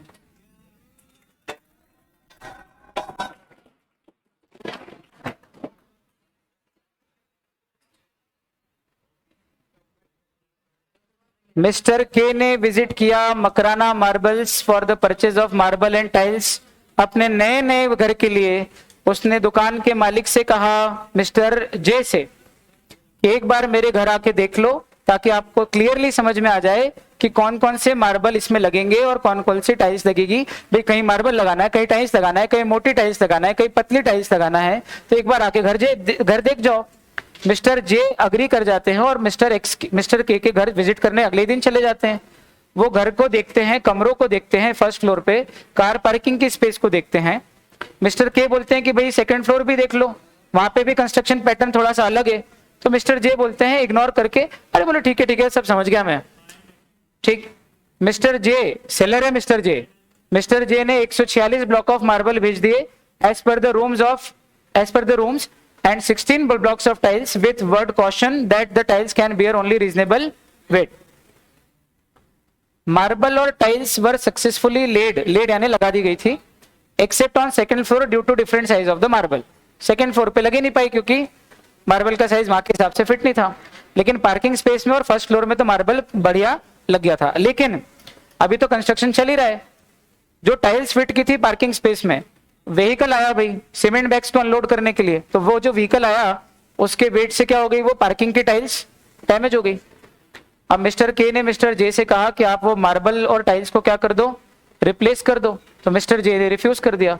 Taking the plea, कठिन तो नहीं लग रहा ना क्वेश्चन, है ना। टेकिंग द प्ली यानी ये प्लीडिंग करते हुए, ये बोलते हुए कि मार्बल का जो मेजरमेंट था वो तो मैंने जैसा दिया था वैसे ही था, और आपने जो टाइल्स फिट किए पार्किंग एरिया में उसमें मैंने क्वेश्चन वर्ड लिख के भेजा था कि इस पे ज्यादा वेट नहीं होगा, तो फिर वो वाली आपने पार्किंग में फिट क्यों कराई, इसमें गलती आपकी है, क्योंकि हैवी लोड लिया और टूट गई, तो इसमें मेरी कोई गलती नहीं है। Discuss in the light of the provisions of sale of goods. पहला क्वेश्चन, इतना बड़ा क्वेश्चन देखते हैं, देख के घबराते हो लेकिन अब नहीं घबराओगे ना। सिर्फ पढ़ना तो है इंग्लिश में क्या लिखा है और समझना है क्या कहना चाह रहे, तोड़ तोड़ के पढ़ना, आराम आराम से पढ़ना। Can Mr J refuse to replace the marble with reference to the doctrine of caveat emptor and list the duties of both Mr K and J. वो जो ड्यूटीज पहले भी एक बार पढ़ रखी थी, एक बार याद कर लेना ये आंसर अगर नहीं समझ में आए। बायर की ड्यूटीज इन केवी टेम्पटर और सेलर की ड्यूटीज इन केवी टेम्पटर, एक बार याद ही कर लेना, ठीक। क्या वो मार्बल रिफ्यूज कर सकते हैं, करना पड़ेगा या नहीं करना पड़ेगा, देख लेते हैं। और दूसरा question, whether the replacement of damage tiles B imposed on messrs Makrana marbles explain. भैया अब ये सेकंड क्वेश्चन में तो उनको वो टाइल्स तो रिप्लेस नहीं करना है पार्किंग की, क्यों, क्योंकि उन्होंने उस पर क्वेश्चन लिख के भेजा था कि ये हेवी लोड नहीं ले पाएगी डब्बे पे, तो आपने वो पार्किंग में क्यों लगाई, तो ये वाली तो उनको रिप्लेस नहीं करना है, उसके लिए तो मकराना मार्बल्स की गलती नहीं है, वहां गलती किसकी है, बायर की, ठीक। अब इसका आंसर देख लो। Mister J can refuse to replace, कर सकते हैं मिस्टर जे रिफ्यूज, क्यों, क्योंकि उन्होंने मार्बल आपके रिक्वायरमेंट के हिसाब से दिया है। अब इनकी ड्यूटीज बता देना, केवी टेम्पटर समझा देना, लेकिन इसका एक ऑल्टरनेट आंसर भी है। पूछो क्या, जब मैंने आपको अपना पर्पस बताया हो और आपके जजमेंट पे छोड़ दिया हो, तो फिर आपको भेजना चाहिए वो चीज जो मेरे पर्पस के लिए सूटेबल हो। मैंने ये बता दिया कि ये पार्किंग है, तो आपने वो वाली भेजी ही क्यों जो लोड नहीं ले सकती है, आया समझ में। अब हाँ, स्किल और judgement of the seller who usually deals in those things, those goods. तो फिर इसके भी दो आंसर भेजा ऐसे है, बोलो हाँ, जो दोनों में से आपको पसंद है वो वाला आंसर आप लिख के आ जाना। बोलो तैयार, फाइनली डन।